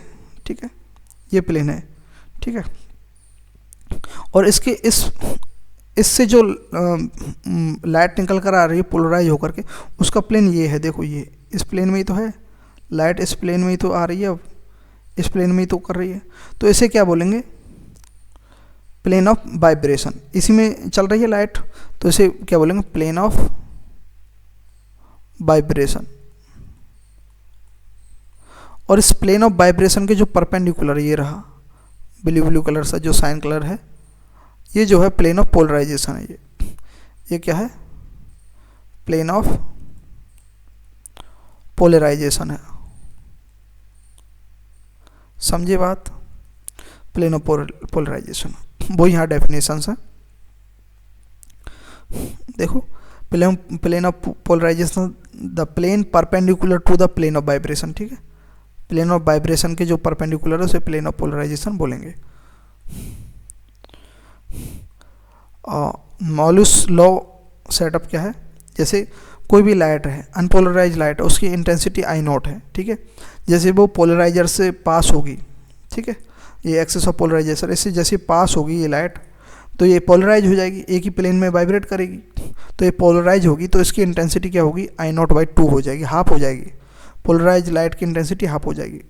फिर हम एक और अगर कोई भी पोलराइजर लगाएंगे, जिसे एनालाइज करेंगे, एनालाइजर लगाएंगे, तो वह जिस भी एंगल पर लगेगा उस एंगल से होकर के उसकी इंटेंसिटी कम होगी। किस हिसाब से कम होगी, ये फॉर्मूला है, intensity is directly proportional to cos square theta. उसकी जो इंटेंसिटी होगी वह क्या होगी, कॉस स्क्वायर थीटा की होगी, यानी कि नई इंटेंसिटी जो बनेगी वह डायरेक्टली प्रोपोर्शनल होगी कॉस स्क्वायर थीटा। इस डायरेक्टली प्रोपोर्शनल को हटाएंगे तो क्या लगेगा, is equal to I old, यानी ओल्ड इंटेंसिटी जो होगी इनटू कॉस स्क्वायर थीटा। और थीटा क्या है, angle between the axis of polarizer, दो पोलराइजर के बीच का जो एंगल है वो क्या है, थीटा है। जैसे कि ये कोई लाइट रेस, ये कोई लाइट है आ रही है, ठीक है, हमने यहाँ पर कोई पोलराइजर लगा दिया, ठीक है, तो यहाँ पर इंटेंसिटी आई नॉट थी, इससे टकराने के बाद जो इंटेंसिटी हमें मिल रही है वह मिलेगी हमेशा आई नॉट बाई 2। तो ये आई नॉट बाई 2 मिली है हमें, ठीक है। अब हमें एक और, हमने यहाँ पर एक और पोलराइजर लगा दिया जो यहाँ से कोई एंगल बनाता है इस पोलराइजर के साथ, मान लेते 45 एंगल, 45 डिग्री। तब इससे जो है ये पास होकर के जो लाइट निकलेगी उसकी इंटेंसिटी क्या होगी, तो I is equal to I old, I old क्या, आई नॉट बाई 2, तो यहाँ लिखेंगे I naught by 2 cos square theta क्या 45 डिग्री, कॉस 45 डिग्री क्या है 1/√2, तो 1/√2 का स्क्वायर लिख देंगे, तो आई नॉट बाई 2 इंटू 1/2, तो आई नॉट बाई 4 जो है इसकी इंटेंसिटी हमें यहाँ निकल कर आएगी। समझे, और आगे भी समझा रखा है, एक मिनट रुकिए बस थोड़ा सा, तो यहाँ आप समझे, इम्पोर्टेंट है।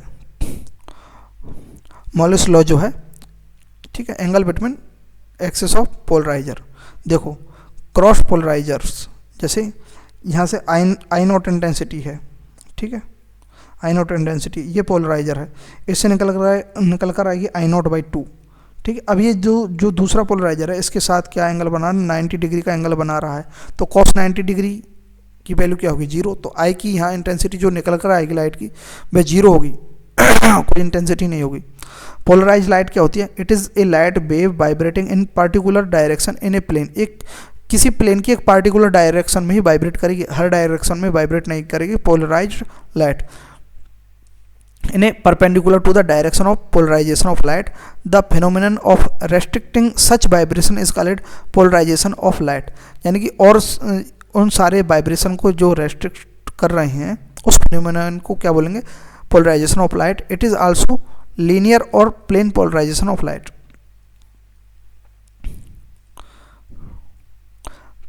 अनपोलराइज लाइट से पोलराइज लाइट में बनाते हैं, बहुत सारी डेफिनेशन वगैरह यहाँ लिख दिए। प्लेन ऑफ ऑसिलेशन क्या है, the plane containing the oscillations of polarize light and its direction of propagation is called plane of oscillation.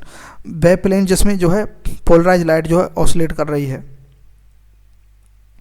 ठीक है, उसे प्लेन ऑफ ऑसिलेशन बोलते हैं। या फिर वाइब्रेटिंग प्लेन ऑफ पोलराइजेशन क्या है, it is a plane perpendicular to the plane of oscillation. Plane of oscillation जिसमें जो है लाइट जो है वाइब्रेट कर रही है, उस प्लेन के जो परपेंडिकुलर होता है उस प्लेन को प्लेन ऑफ पोलराइजेशन बोलते हैं। Contain the direction of propagation, ठीक है, डायरेक्शन ऑफ प्रोपेगेशन जिसमें क्या होता है लाइट आगे बढ़ती है, उसे क्या बोलते हैं, प्लेन ऑफ पोलराइजेशन बोलते हैं। ये परपेंडिकुलर होता है प्लेन ऑफ ऑसिलेशन के या फिर प्लेन ऑफ वाइब्रेशन के। The angle between the direction of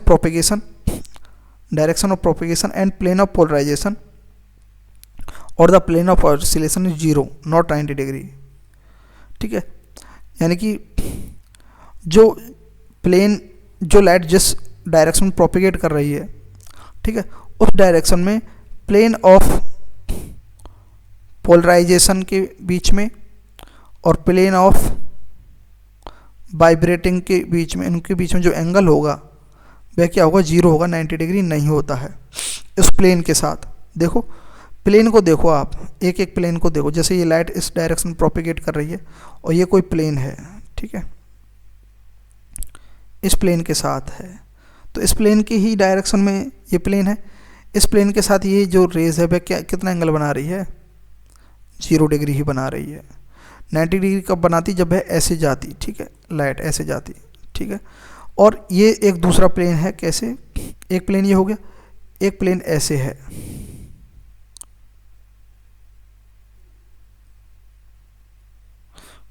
अलग कलर से बनाने की कोशिश करता हूँ।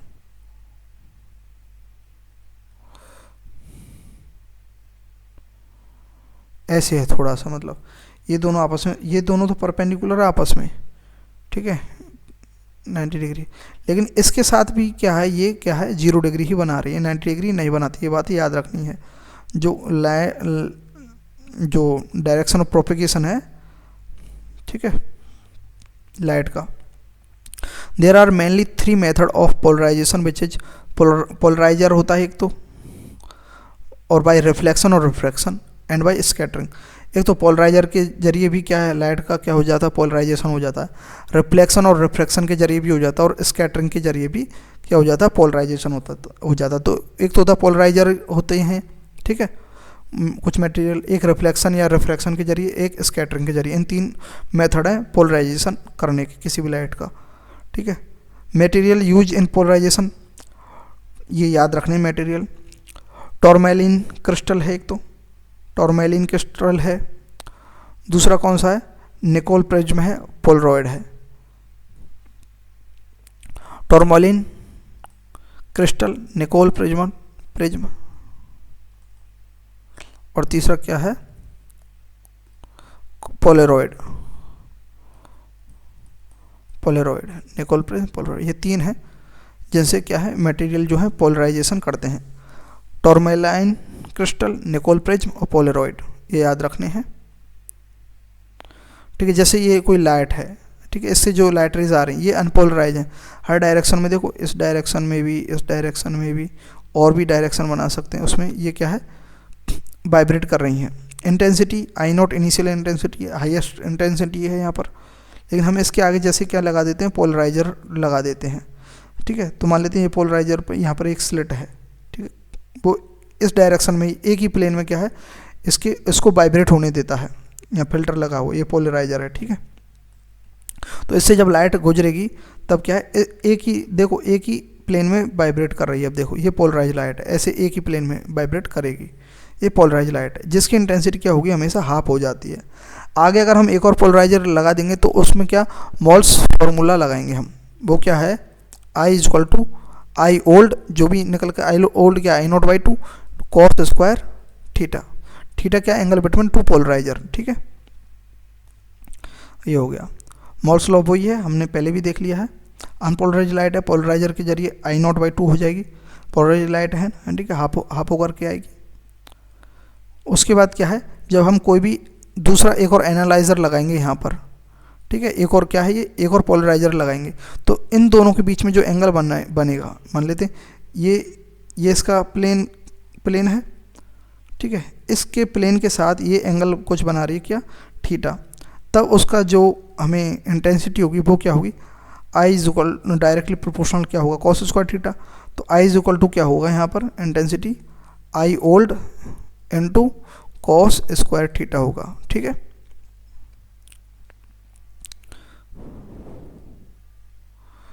ठीक है, ये रहा I is equal to I initial cos square theta, Malus law में ये फॉर्मूला याद रखना है, जो इनिशियली जो जिस पोलराइजर से निकल कर आ रही है, ठीक है। आई नॉट वाली लेनी है यहाँ पर, है ना। थीटा क्या, एंगल बिटवीन एक्सिस और पोलराइजर,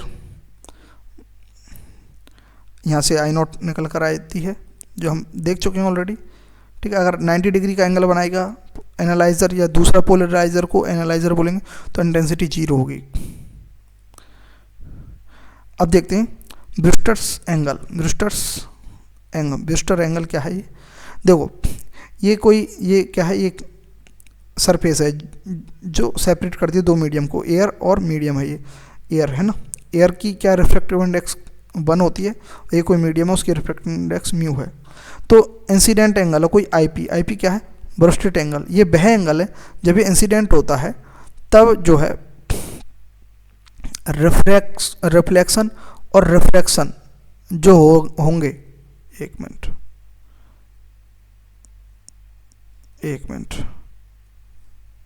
ठीक है, रिफ्रैक्शन और रिफ्लेक्शन ये जो होंगे इनके बीच का जो एंगल होगा 90 डिग्री हो जाएगा। वह एंगल वह इंसिडेंट एंगल जिस पर रिफ्लेक्शन और रिफ्रैक्शन जो हो रहा है, उनके बीच का जो एंगल है 90 डिग्री हो जाता है, उसे ब्रिस्टर्स एंगल बोलते हैं। और यहाँ पर जो ये रिफ्लेक्शन होता है उसके कारण जो लाइट रिफ्लेक्ट होती है वह कंप्लीटली क्या होती है, कंप्लीटली पोलराइज हो जाती है। और ये यहाँ पर रिफ्लेक्शन के जरिए क्या होती है, पार्शियली पोलराइज हो जाती है, ठीक है। देखो तो ये रहा रिफ्लेक्टेड रे कंप्लीटली पोलराइज हो गई, ठीक है। तो मैंने बताया वही एंगल है, angle between reflected and refracted ray is 90 degree, ठीक है। तो अब देखो I P plus R plus 90 degree, ये क्या एंगल ऑफ रिफ्लेक्शन है, ये क्या है यहाँ से यहाँ तक, ये क्या 90 डिग्री है ये पूरा, ठीक है। तो ये अगर हम इन सबको मिला दें,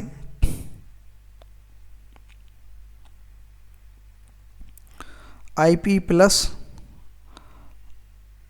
are plus 90 degree equal to 180 होता है, तो आर इक्वल टू क्या है 90 माइनस आई पी हो जाएगा। समझे आप ये बात। देखो ये 90 डिग्री है, ये आई है, तो ये क्या है, ये भी क्या है आई होगा ना, एंगल ऑफ ये रिफ्लेक्शन है, तो एंगल ऑफ रिफ्लेक्शन के अंदर angle of incident equal to angle of reflection, दोनों इक्वल होते हैं, तो इसे भी हम आई पी लिख सकते हैं ना। तो देखो मैं यही तो बोल रहा हूँ, अब इस लाइन को देखो, नॉर्मल वाली को, ये नॉर्मल है ना, नॉर्मल वाली लाइन को देखो, तो आई पी प्लस ये 90 डिग्री प्लस ये एंगल ऑफ रिफ्रैक्शन, ये तीनों मिलकर 180 होते हैं। तो आर इज इक्वल टू क्या होगा 90 माइनस आई पी हो जाएगा ना, angle of refraction is equal to, या फिर आर की वैल्यू 90 माइनस आई पी हो जाएगी, ठीक है। यहाँ पर क्या लगा देंगे हम, स्नेल्स लॉ लगा देंगे वही। तो फर्स्ट मीडियम एयर की क्या होती है, रिफ्रैक्टिव इंडेक्स 1 होती है। तो साइन आई पी, देखो sine I P is equal to क्या होगा, म्यू साइन आर। ये दोनों स्नेल्स लॉ के हिसाब से लग गया है, ठीक है। तो sine I P is equal to mu sine, और आर की वैल्यू क्या है 90 माइनस आई पी। तो साइन 90 माइनस थीटा क्या होता है, कॉस थीटा। तो इसे क्या लिख सकते हैं, sine I P is equal to mu cos I P. तो ये क्या है, ब्रिस्टेड जो एंगल है, इस पर एक ही क्वेश्चन आता है, आएगा तो यहाँ पर यही पूछा जाता है। इसे हम और कैसे लिख सकते हैं, ठीक है, sine I P upon cos I P is equal to क्या लिख सकते हैं, म्यू, या फिर tan I P is equal to mu लिख सकते हैं ना, ठीक है। ये बात याद रखनी है। तो यहाँ अपना जो है चैप्टर कंप्लीट होता है।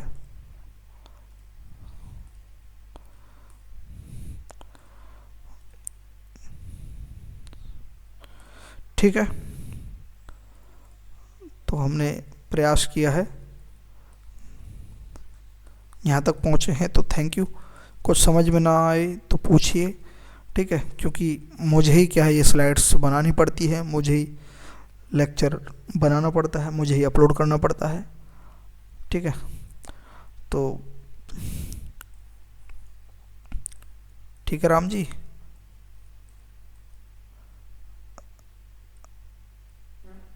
ठीक है, तो लाइक एंड सब्सक्राइब कर सकते हैं अगर पसंद आया हो तो। Thank you.